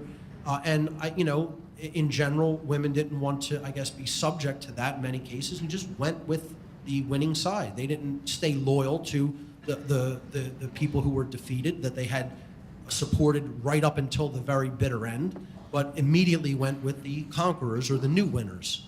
And again, I would say this is not a normal thing for them to do. People will make the argument that's just a natural, normal thing. No, it's a socially conditioned thing that they've been taught to do. That's a learned behavior.